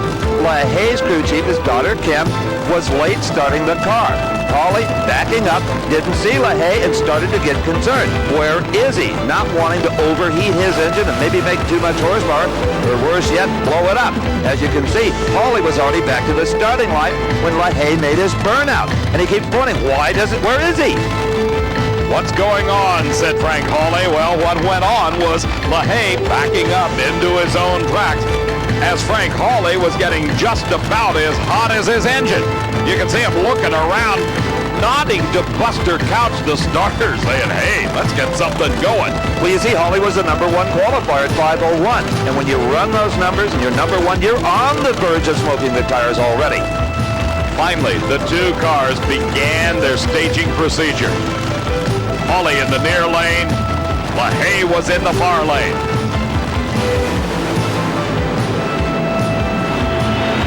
A great race, and Hawley prevails.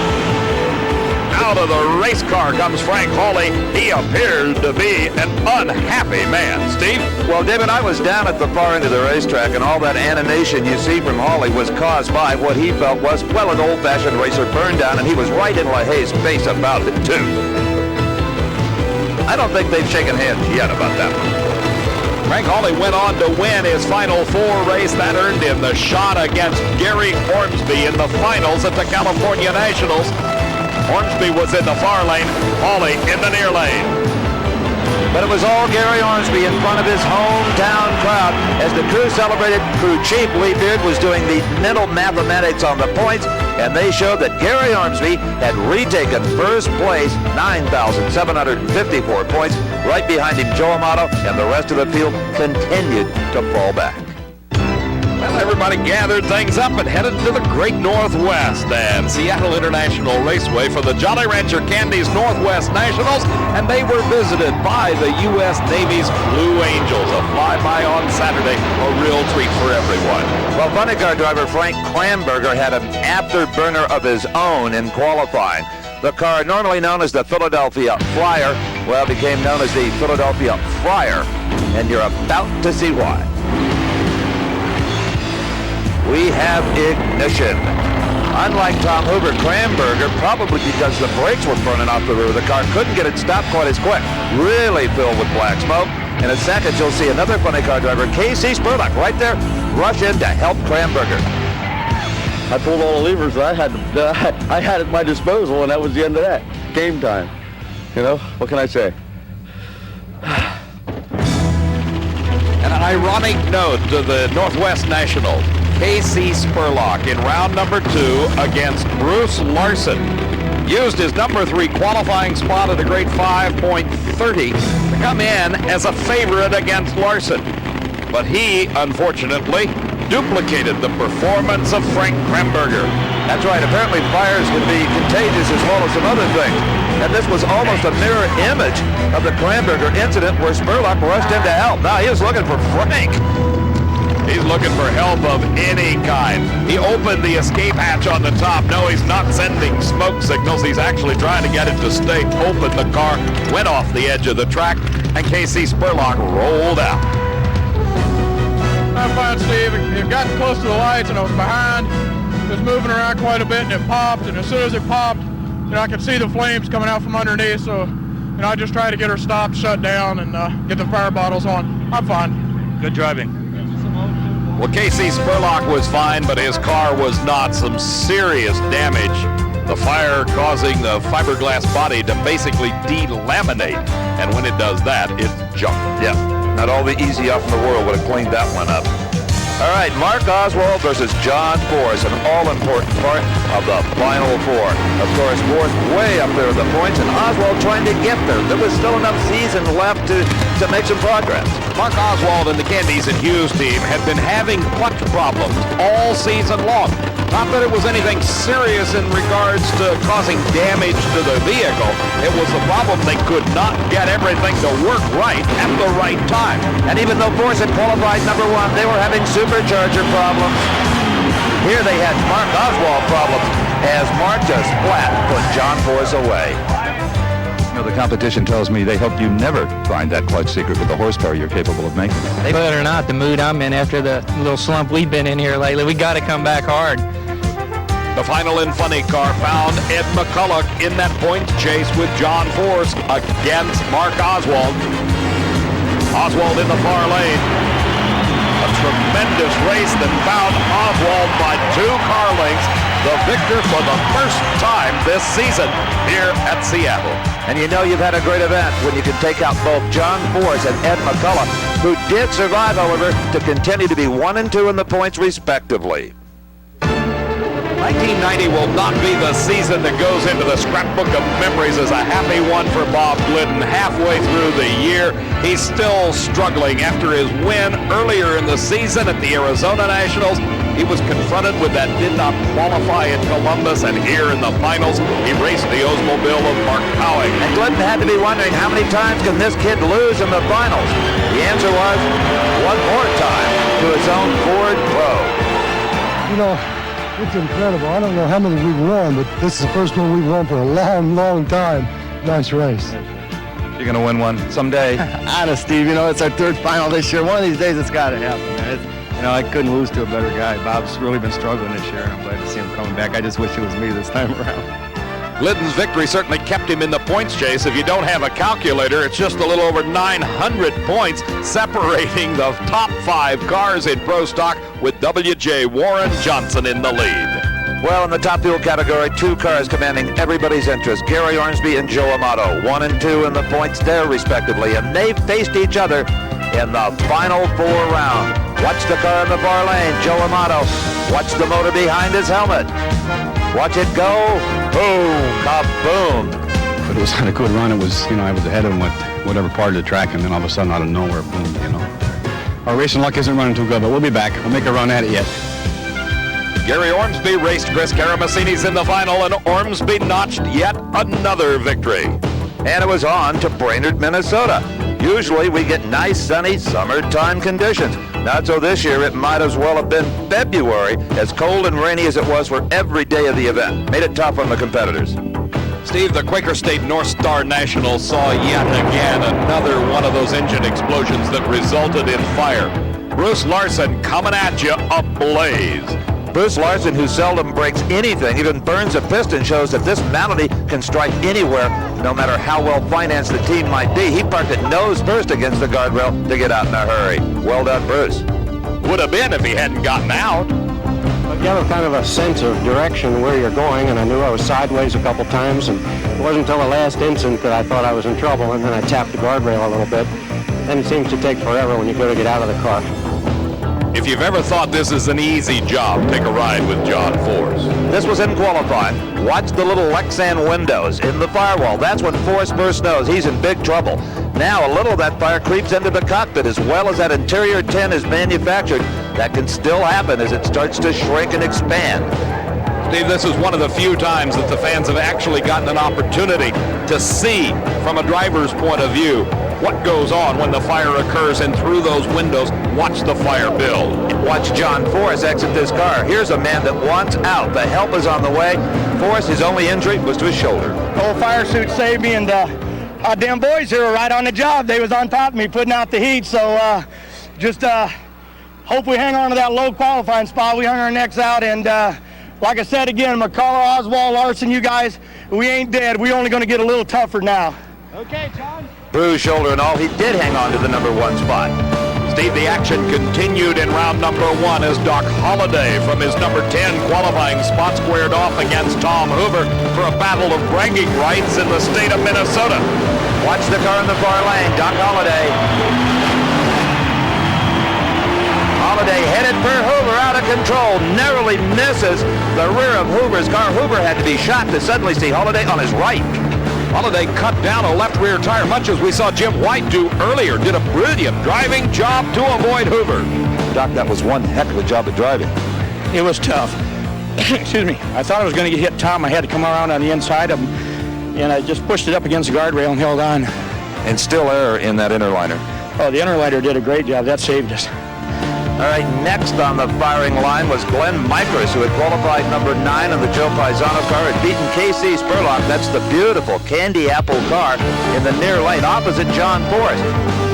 And insult to injury, not only did Micros leave a red light on the starting line, he also exploded the supercharger into a ball of flame. The John Force crew had no time to be talking to me or anybody else as they changed engines every round. Their opponent in the final, Ed McCullough, his crew chief, well, I asked him.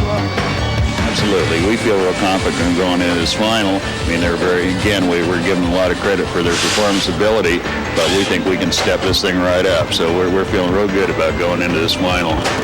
This was a match between the challengers in the Winston Point standing. John Force, the leader. Ed McCulloch trying to catch him.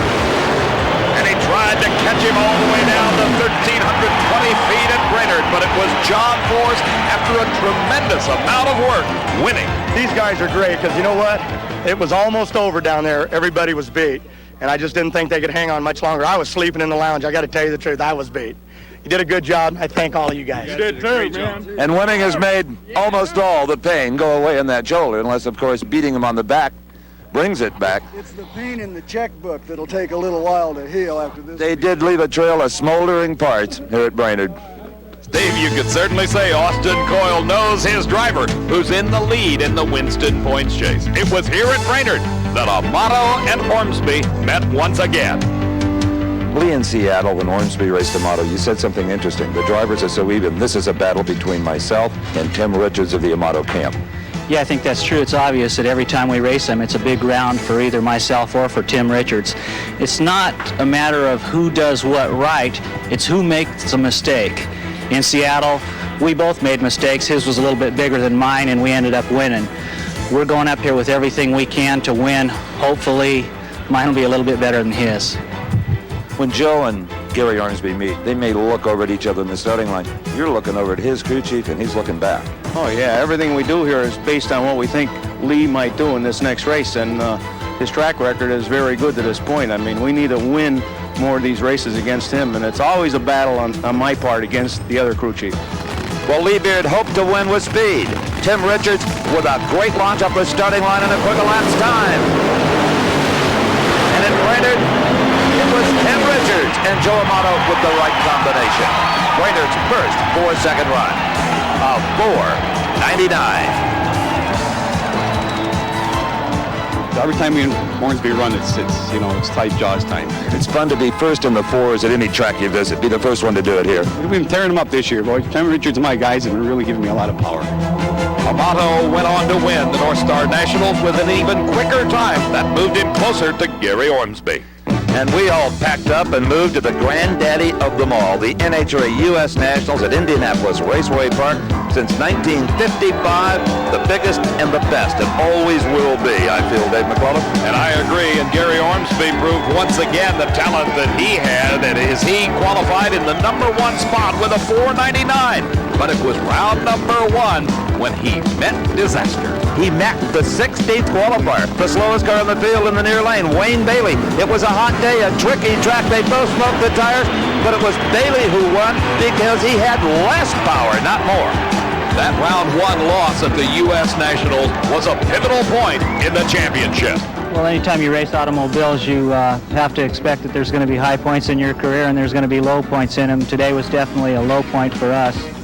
We came into this race with some so-called experimental engine components. The rest of the teams won't have access to this equipment until after the first of the year. It's making a tremendous amount of power, running 6-7 miles an hour faster than everybody.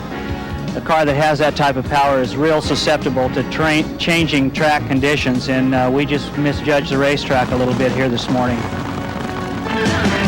In round number two, Joe Amato, a two-time champion here, winning in 1987 and 1988, raced Dick LaHaye. Oh, and was Amato hungry.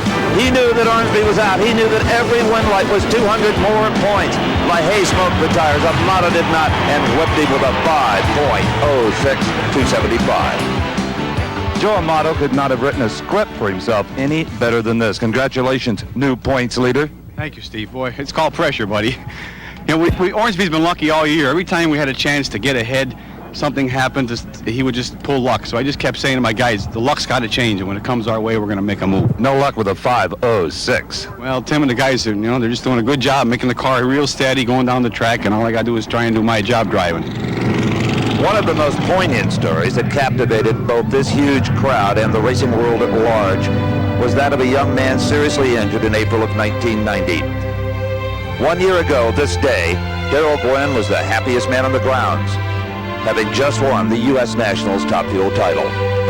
But for the past 5 months, his every effort had not been directed toward the sport he loved, but to his very survival.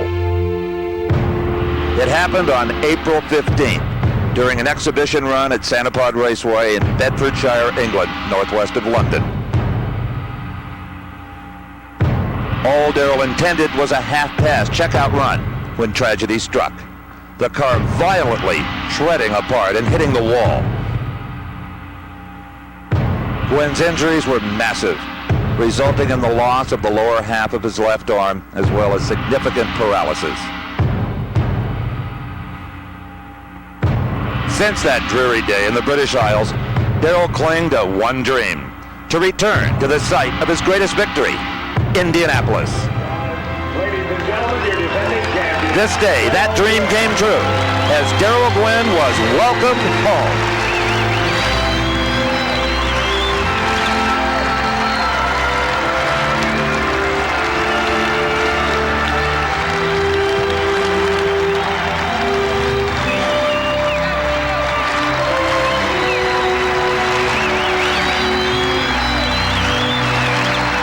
I never thought I'd be welcome here to the U.S. Nationals like I have been this weekend. I knew everybody'd be glad to see me, but not in the way and the shape and the form and the love and the care that they have all shown this weekend. Between that, my car running so good, and everybody behind us, it's been a real dream come true for me because I set a goal to be here, and here I am. Darrell also set a goal for his team to put his dragster, now driven by Frank Hawley, into the finals of the U.S. Nationals for the second year in a row. In the Final Four, his competition was Kenny Bernstein. He smoked the tires right off the line, giving an easy victory to Hawley. After the win, Don Garlits talked strategy with Darrell. Well, it slowed down just a little bit, Darrell. Well, we played the conservative role. We knew we didn't have to run a low 5-0 because Bernstein has been in the 5 teens. We figured if we left right with him, we could race with him. 5:06 is what we thought it would run.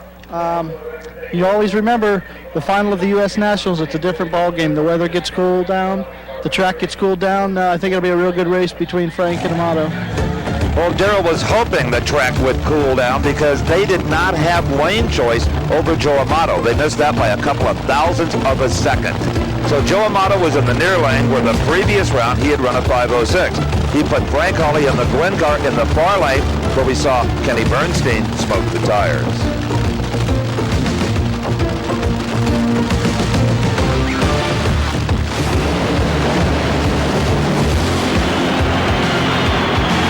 Joe knows drag racing.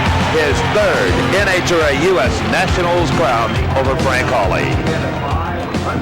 What can you say but just a very fine job, well done.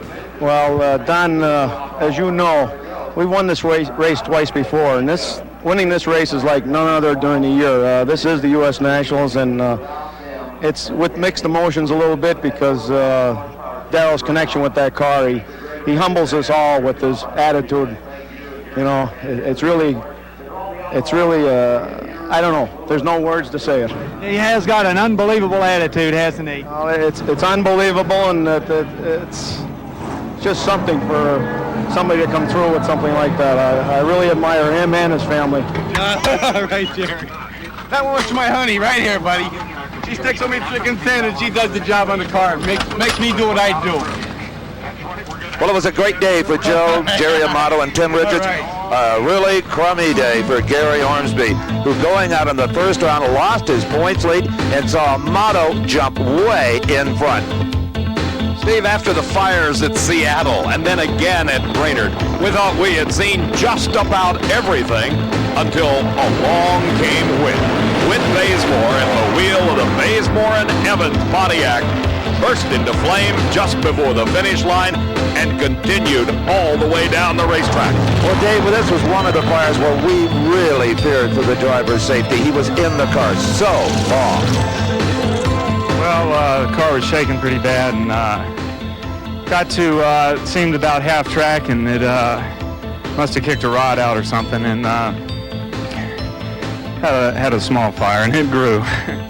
It may have grown, but Whit Bazemore came out of it unscathed. Well, there was a big prize Sunday afternoon in Budweiser's Big Bud Shootout for the 8 top funny cars in the land. The final round between John Force, near lane, Bruce Larson in the far lane, and the fires weren't over yet. Forrest had won the $50,000 that had bigger things to be concerned with. Steve, the parachute burned off the back of the car, but John remained cool under fire and brought it to a safe stop. John, you've been living with this threat of fire every run for 2 races. Exciting, man. Hey, Gary, the only thing I was worried about, you know, I got a brand new car here sitting in Perdome's shop, but I didn't want to use it. This thing's just a real hell raiser, and I couldn't get it off the fence. It was right on the fence.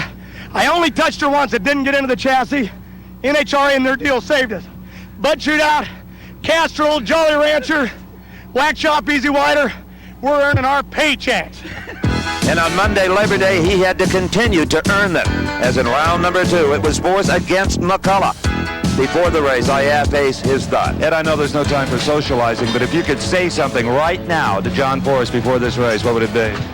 It's not over till it's over. We'll see here pretty quick, John, what it's going to be. If we're going to do anything in this championship, we have to win right now. That's what we intend to do.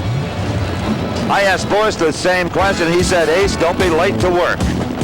It's ironic that John Forrest used the word late because that's what applied to Ed McCullough in this side-by-side match.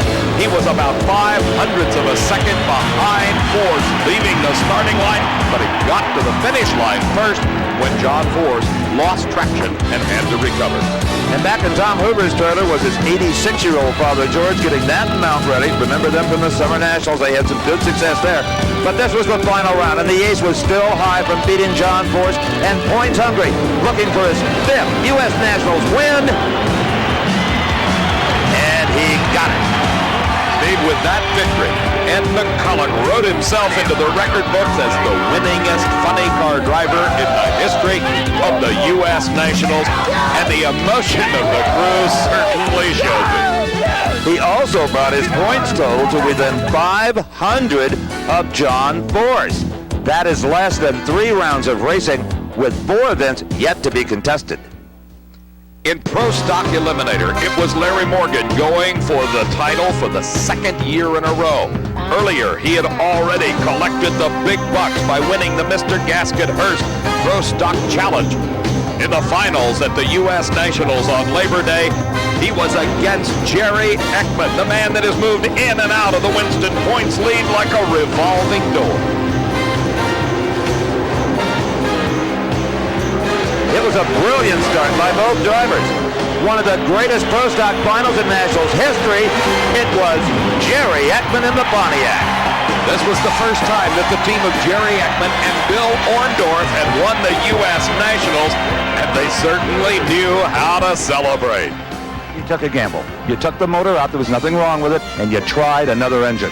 Right. I certainly did. It was quite a gamble because we've been having problems earlier in the round, and we just didn't know, and we figured we need some more performance for the final. Looks like it paid off. It was a good guess. Congratulations, U.S. Nationals champion. Excellent. My dream come true. Amazing what a victory can do. It moved Jerry Ekman back into the lead in the Winston points chase. WJ 2nd, Morgan 3rd, Glidden 4th, and Alderman was number 5. After all the pressure of the U.S. Nationals, it is really special to go to the country environment of Maple Grove Dragway near Reading, Pennsylvania. And even though the weather was a little on the drizzly side, it certainly didn't take the edge off of the anticipation and all the expectations of the race. But one other thing made it even more special. It was the bottom of the 9th, 2 out, bases loaded, the home team trailing by 1 run, when Top Fuel dragster driver Kenny Koretsky stepped up to the plate at Reading, Pennsylvania's Municipal Stadium. The occasion, the Darrell Gwynn benefit softball game between the NHRA Winston Pro All-Stars against the greats of NASCAR, the Winston Cup All-Stars. Earlier, the partisan crowd of over 15,000 rose as one to welcome Darrell Gwynn, the NHRA Top Fuel champion who suffered paralyzing injuries in an Easter Sunday accident in England. The proceeds from the game would go to Darrell's recovery fund, helping offset some of the expenses estimated at over $2.5 million. The NASCAR fans had plenty to cheer about in the top of the 9th as Michael Waldrop slammed a tape measure grand slam home run, putting the Super Speedway Stars on top by 4 runs. But as Yogi Berra once said, it's not over till it's over. The Nitro drag racing drivers clawed their way back into contention until it was 20-19. Bases loaded, 2 out, when Goretzky stepped into a pitch from Ernie Irvin and slammed a sharp double to center field. Scoring first, Dan Pastorini, and then Richard Hartman with the winning run. The victory by the NHRA Pro All-Stars was a fitting climax to a most emotional evening, which raised $150,000 for the Darrell Gwynn Recovery Fund.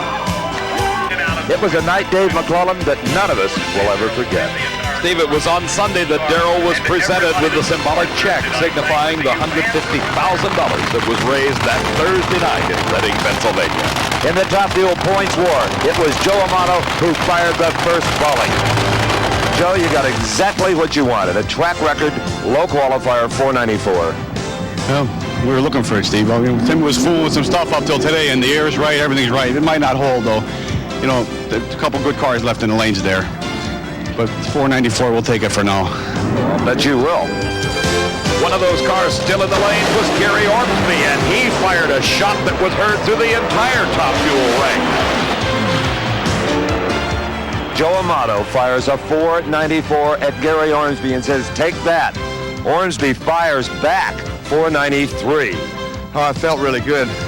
We just wanted to get down the track, then, you know, we smoked the tires earlier, Steve, and we didn't, they were thinking about changing it just before we ran.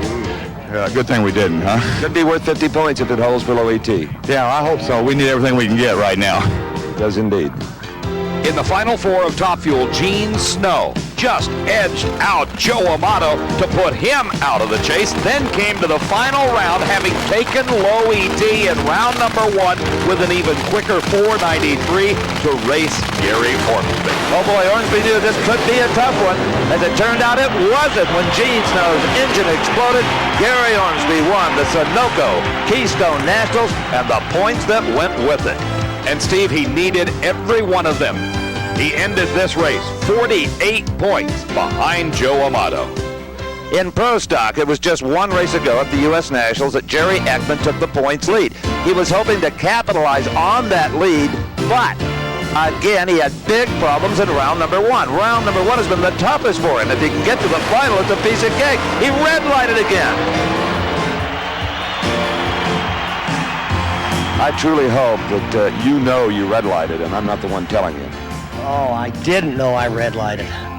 Oh, no. How close of a light was it? I'm not sure about the light, but you wasted a 727. Oh, God. My crew's going to be disappointed as well as I am. Oh, I can't believe that. Can't believe it. Hey, it's racing, I guess. Now, you know, if you don't press that light, you wouldn't be the points leader. Well, the former points leader now. Oh, that's tough. Steve, that's got to be a tough job, the bearer of bad news. Yes, it is, Dave. It was at this point, though, at Maple Grove, the competition started noticing that pesky Dodge was around. And around at Maple Grove for the final against Bob Glidden and his Ford Pro. Glidden red-lighted his shot away. The short wheelbase Daytona likes a good track like Maple Grove. It sure does, and that's why it's ET good here, and it didn't ET good at Indy. Well, you know now you can run as quick as anybody in the world at Pro Stock. Yeah, all we got to do is find the right track to run on. That's him, the Pro Stock champion. That first round loss for Jerry Ekman was disastrous at the Keystone Nationals. He dropped from 1st to 4th. Warren Johnson was number 1. Larry Morgan second, and Bob Glidden moved up to 3rd.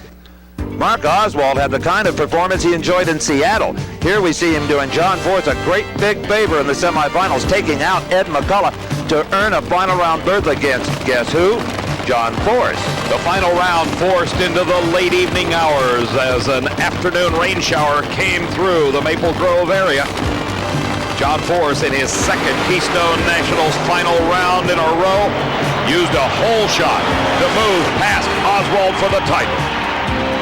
The best part is it's not on fire, it's not even singed. Maybe those troubles are over. She's clean. I heard her on the burnout. 33 to 30. On the burnout, I knew she was an animal, and Coyle said he was going for it. I was real nervous about her, but you ought to ask Coyle what he thinks, because this guy, I put a load on him, and I beat him up, and I'm tired of it. Coyle, give me some love over here, huh, buddy? One thing we never tire of is listening to John Force. And Steve, it's obvious that one thing he never tires of is talking. But John Force is one of those drivers capable of putting his performance where his words are. He maintained his lead over Ed McCulloch in the points chase. See the star on the map right there that's blinking? Well, now you know why they call the newest super track on the NHRA circuit Heartland Raceway Park in Topeka, the home of the AC Delco Heartland Nationals, and the racetrack is as good as it looks. Witness this in qualifying. Gary Ormsby, the quickest elapsed time in history, the fastest speed drag racing has ever seen. The car, do I need to tell you, in the far lane, the fans were stunned. 488, 296 miles per hour. Gary, can you believe it? The quickest time in the history of the sport at 488. No, I can't. I mean, I knew it was stout, but I didn't know it was that stout. And there were a lot of rumors that it was trick magnetos that caused his car to run 290. They're gone, and it runs 296. I know it. I ran faster. What are you going to say, huh? That means the tricks that Lee Beard has set on this car are still there. That's for sure. This car's ran good the last 2 or 3 races, and what he's doing. I don't even know what he's doing, but I like it. Back in 1987, Dick LaHaye was the Winston Points champion. Here in the 1990 season, by the time the racers reached Heartland Park and the Heartland Nationals, he was cast in the role of a spoiler. And he played that role to the hilt. In the Final Four, it was Gary Ormsby and Dick LaHaye. LaHaye had his share of handling problems, did not let it bother him as he moved past Ormsby and held the lead to the finish line for the win. Well, Gary, what we've seen in that near lane, nobody could fault your judgment going up there with a 5-10 in the car, trying to cut and almost cutting the perfect light. Yeah, Steve, we give it about all we thought that lane would take and what we'd seen in previous rounds, so that's all we can do. And I see the tires are blistered here right now, so I don't think we could have done much better. We don't know. They might run low down the next lane, but that's about all we could have done today, I think. David, as the finals rolled to the starting line, we were reminded that it was Jerry Amato's birthday. And what present do you think her husband Joe wanted to give her? Well, obviously, the title here of the AC Delco Heartland Nationals. Joe did not have lane shows, so what did he do? He hole-shotted LaHaye instead. LaHaye could not pick up the deficit. Amato wanted 504 to a quicker 501, and Jerry had one of her birthday presents. The other thing she wanted was a kiss from that handsome pro-stock rascal, Darrell Alderman. And Steve, guess who set it up? Joe Amato was waiting with Darrell Alderman in the shutdown area, and Jerry got her kiss. And the two didn't know each other until then. Joe Amato took a big jump in the Winston Point standings. His lead moved from 48 to 394 points after the Heartland Nationals. Remember at Maple Grove when Darrell Alderman says, I need good tracks for my Dodge? Well, after Gary Ormsby's 488, he knew he had a good track, especially that far lane. And before sharing his affection with Jerry Amato, he was busy disposing of the field. This is round one against Butch Leal. Darrell Alderman takes the national record at 7:20. No matter how tall the mountain, Darrell Alderman, you and your Dodge can climb it. The quickest time in the history of Pro Stock at 7:20. Yeah, Steve, we're really tickled with that 7:20. I think that's the record, unless Warren run faster just a minute ago. Well, that is the record. You already have a backup. Okay, good. The car really hooked up good and low in second, and when it does that, it flies. Indeed, it did. Yeah, thank you. Not only did Darrell Alderman in the far lane win this race over Joe Lapone Jr. in a rematch of last year's Heartland Nationals finals, he also took the 200 bonus points that go with setting a national record. After this victory, Alderman made a prediction: I'll set the record again when I get to Dallas just 2 weeks away. Look at this. Darrell Alderman was in third and 5 drivers just a little over 500 points apart. The best news for John Force at Topeka was the return to the sport of Mike Dunn. Now, he qualified number 9 at a 5:38 in a brand new car, enjoying only its second outing. Now, why do I talk about Mike Dunn? Well, because in round number 2 of funny car competition, it was Mike Dunn against Force's nemesis, Ed McCulloch. McCulloch was at the point here that if he lost to Mike Dunn, well, his season was in big, big trouble. McCulloch was in the far lane, Dunn in the near lane, and that is just precisely what happened, because McCulloch had problems immediately right off the starting line, up in smoke. Mike Dunn won it at 5:46 to advance to the Final Four. And when he got to the Final Four, he did a very similar thing to Bruce Larson in a very similar fashion to make the final round. Steve, it was about a carling. That's what separated Mike Dunn from Bruce Larson. For our second race out to be in the final, we're really happy. Hasn't taken you long to get your edge back up the starting line either. Well, I feel good, you know. That's my dad's tune-up. At least good when I hit the throttle, so I got to give him credit for that, and the rest of the crew.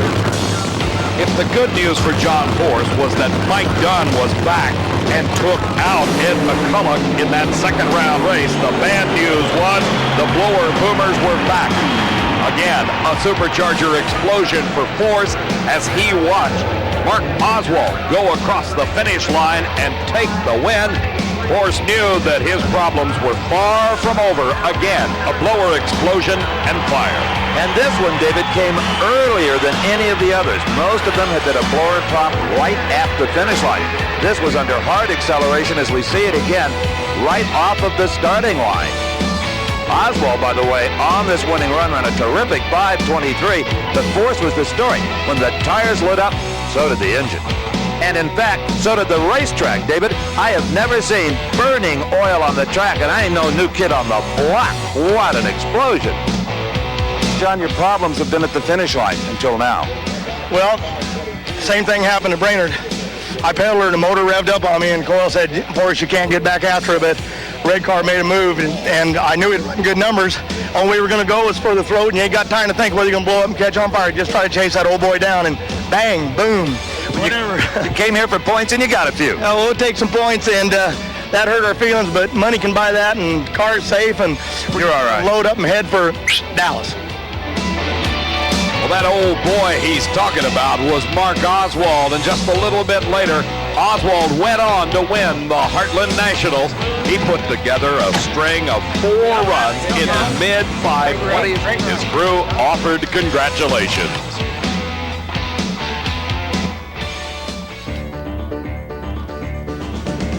Dallas, Texas, the home of the Chief Auto Parts Nationals at the Texas Motorplex, and once again, record-shattering crowds jammed a racing facility to watch the very best in the Winston Championship chase. And David, as always, on this concrete racetrack, there was high anticipation for new records. And Jim White and Roland Leon's Hawaiian car was happy to oblige. A 5.14, resetting the record previously held by Ed McCulloch. One of the scariest moments I have ever witnessed on a racetrack came in Funny Car Eliminator round number 1. Mark Oswald was in the far lane. Al Hoffman was in the near lane. Watch Mark Oswald.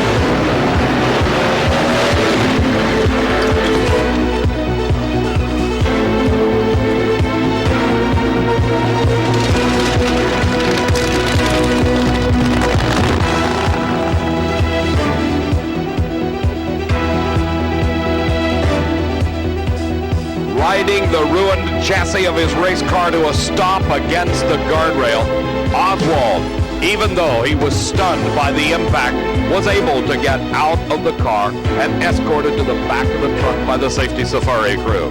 All year long, we talked about engines hydraulicing, usually on the burnout or right up the starting line. This is the first one we ever saw at the finish line, and I don't want to see it again. There's a little puff of smoke. That may have started that chain reaction. Maybe a burned piston, then a hydraulic, and ripped the block literally apart. Mark, considering how little control you had with a blown tire, you did a heck of a job. I just tried to stay as straight as I could, Steve. It just had oil and everything all over the front of the visor, and I really couldn't understand why I hit the guardrail. I thought I held the car pretty straight, but they said it pretty much lifted the car right off the ground. What were you doing when you put your hand, your glove, way up in the air? I was trying to see if the body was still on. I was feeling for the roof hatch to see if I was going to have to get out or not. I couldn't tell if the body was still on. Well, banged up a little bit, but basically you're okay? Yeah, we'll be back. I'm fine. Steve, you used the words ripped apart to describe the engine. Well, here you can see it, Dave. The cylinder head is laying on its side with the exhaust headers on the left of your screen pointed up. It just didn't blow it off the top of the block. It ripped the block apart right at the base of the cylinder walls. For the second race in a row, it proved out that Mike Dunn was going to play an important role in the championship. Mike, you come out with a brand new team to run a few tune-up races to get ready for next year, and you find yourself the center of attention. You could help decide the Funny Car Championship. Yeah, it's kind of a surprise. So we are just basically getting our tune-up for 1991, and to come out here and then runner-up in our second race and then to run as well as we're doing for now, that's pretty good, and we're looking forward to for next round. Mike Dunn is becoming a bit of a pest. Well, Mike Dunn's, they're a hard runner. They've, come in here with new car, new combination, and now they're out there doing just fine, Steve, it's obvious that Ed McCullough does not have fond memories of what Dunn did to him at Heartland Park just a couple of weeks ago. Now Dunn in the far lane, McCullough in the near lane. This was round number 2, and Dunn the victor. I think a 5:27 would be enough, and it normally would be, but Dunn let it 25 down. Dunn's been tough here. I mean, we really weren't, we weren't concerned with Dunn any more than anybody else. I mean, we're out there trying to run as good as we can, and, it wasn't good enough. Next round, John Force gets Mike Dunn. Well, it's as good as over. I mean, Force has had all the luck in the world. I'm not trying to take anything away from the guys, but they're damn lucky, and how do you beat luck? You can't. John Force, you just loved Mike Dunn at Topeka when he beat McCullough. You loved him even more today when he again beat McCullough. Now he stands in your way. Well, I always loved him when he was a snot-nosed kid, I did. You go back, him and his dad, that Abel boy over there, they made the right connection when they hired them guys, because they made a mistake. Nobody ever gave them no money, and they got real grizzly out there. I speak Forzy's, by the way, Dave. Grizzly means big and bad. I would hope so. Well, I'll tell you, Mike Dunn was both of those things on this day in Dallas, Texas. John Force in the near lane, Mike Dunn in the far lane, and you think Dunn whipped McCullough. Watch what he does to Force. A 5:21. Officially, mathematically, McCullough's got a shot, but your crew is smiling. They know they're the Winston champs. Steve, I haven't got aggravated over losing this race yet. But, in the baseball game, the NASCAR guys said, they thought they had it, and I said it wasn't over till it's over. And that fits for McCullough. And I've told my guys, you don't start thinking that way right to the end. We're going to bust our buns right into the end and do just for our sponsors what we said we'd do. And that's win. We lost here today, and we got to go to Pomona and win again. He needed a qualifying run at Pomona to make him the Winston champion. He led after Dallas by 1,234 points. And then there was one. Back where the season began, it would come to a conclusion. The NHRA Winston Finals in Pomona. The weather was almost perfect for the spectators, but the hazy sunshine, the hot temperatures made the track surface a bit tricky for final eliminations at this 26th annual event. Now, John Force locked up his first Winston Funny Car Championship merely by qualifying, and qualified well, second behind Casey Spurlock. But in round 1 on Sunday up against Tim Gross, well, John's whole kind of celebration event fell apart on him. Whether it was the distraction of winning the championship, who knows? But he made a fatal starting line error. He just didn't control the car properly. It crept through the beams, and you'll see in his lane the red light. Force was out round 1. The champion had fallen. Tim Gross got a real break. Well, the crew for John Force probably felt that somebody changed the script in mid-shoot because it wasn't quite the ending event that they had hoped for. But John Force, by virtue of that qualifying effort earlier in the weekend, locked up the Winston title, his first ever after 18 years of competition. John Force, the season's over. What are you doing? I'll come out here and greet the fans. They wanted a world champ. They earned it.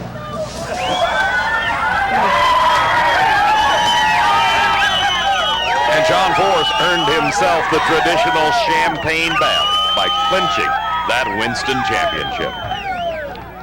Well, John Force failed to win the season-ending event. That title did go to the man that finished second in the series, Ed McCullough. He received the congratulations of his final round opponent, Bruce Larson, who failed to win a single event in the 1990 season. In pro stock, they were all talking Dodge and Darrell Alderman. Alderman did as he said he would do in Dallas just 2 weeks prior, reset his own national record, 200 more points, came into Pomona, qualified number 1 with a track record 7.28. He won right there in round number 1 when Jerry Haas red-lighted, and that eliminated Warren Johnson and Bob Glidden from winning the championship. Now it was round number 2. The title was on the line. The Pontiac of Jerry Ekman, the Dodge of Darrell Alderman. If Alderman won, he owned the title. If Ekman won and went on to win the entire event, the Winston Championship was his. No one was sitting down, Dave, when these two left the starting line.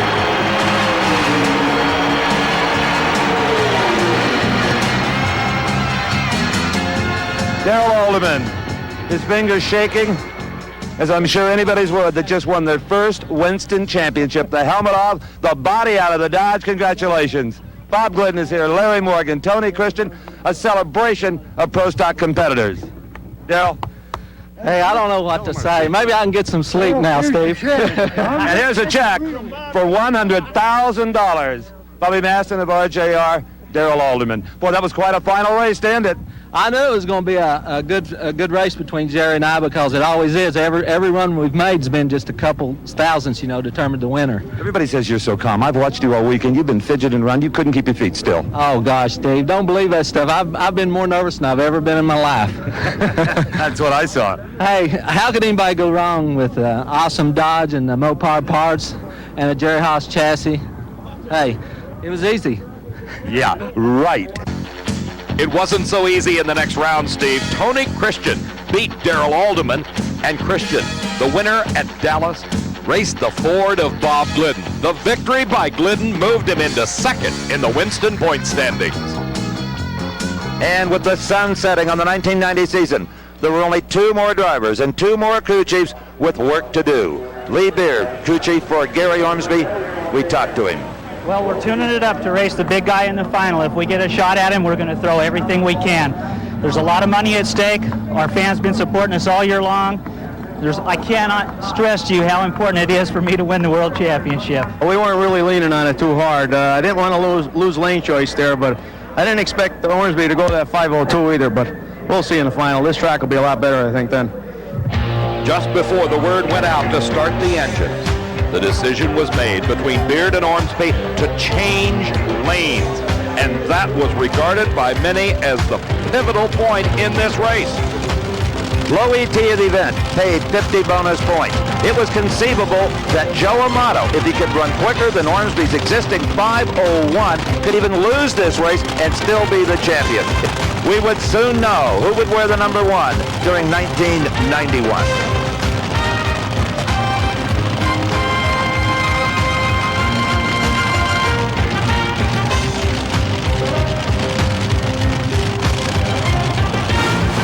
That red light start for Ormsby settled the issue.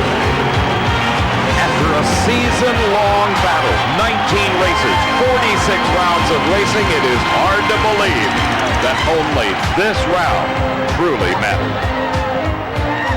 Well, I was pretty sure we could go pretty fast in the final, because all day long the car was very soft. And when he gave me this left lane, I was so happy. I was sure that he made a big mistake, but I was pretty sure we could go pretty fast, but I didn't know what he could go for sure. When he went to 502 in the semi, I figured he found something out, because he had been running pretty slow all before that point. But I don't know. This year in this particular race, I've never been. This is the pinnacle of my career with Joe.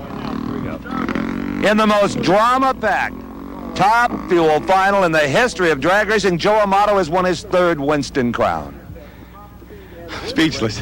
I guess now we can say Joe knows drag racing, buddy. With that 493, Ormsby could have gotten the win light. You'd still be the champion. What can I say, Steve? That was a lot of pressure and tension for the whole week, but we were trying to win the race, the whole enchilada. But Gary, the car's been there. They stepped up the last round. My team did an outstanding job this weekend. Boy, they came through under pressure. Every one of them. And as important, almost being, well, along with Don Garlis and Shirley Muldowney, the only driver to have won 3. That puts me in a special class to be with Don Garlis, Shirley Muldowney. I can't even say my name. Now, Joe Amato, a 3-time world champion. Plus to win the championship for Team Valvoline, Keystone, all the guys at the warehouse. They'll be off my case a little bit. If I lost, it would have made a tough winner. But boy, my team, they came through in the. Let's celebrate. Joe Amato is the champion, and here's the check to prove it. For Steve Evans, I'm Dave McClellan.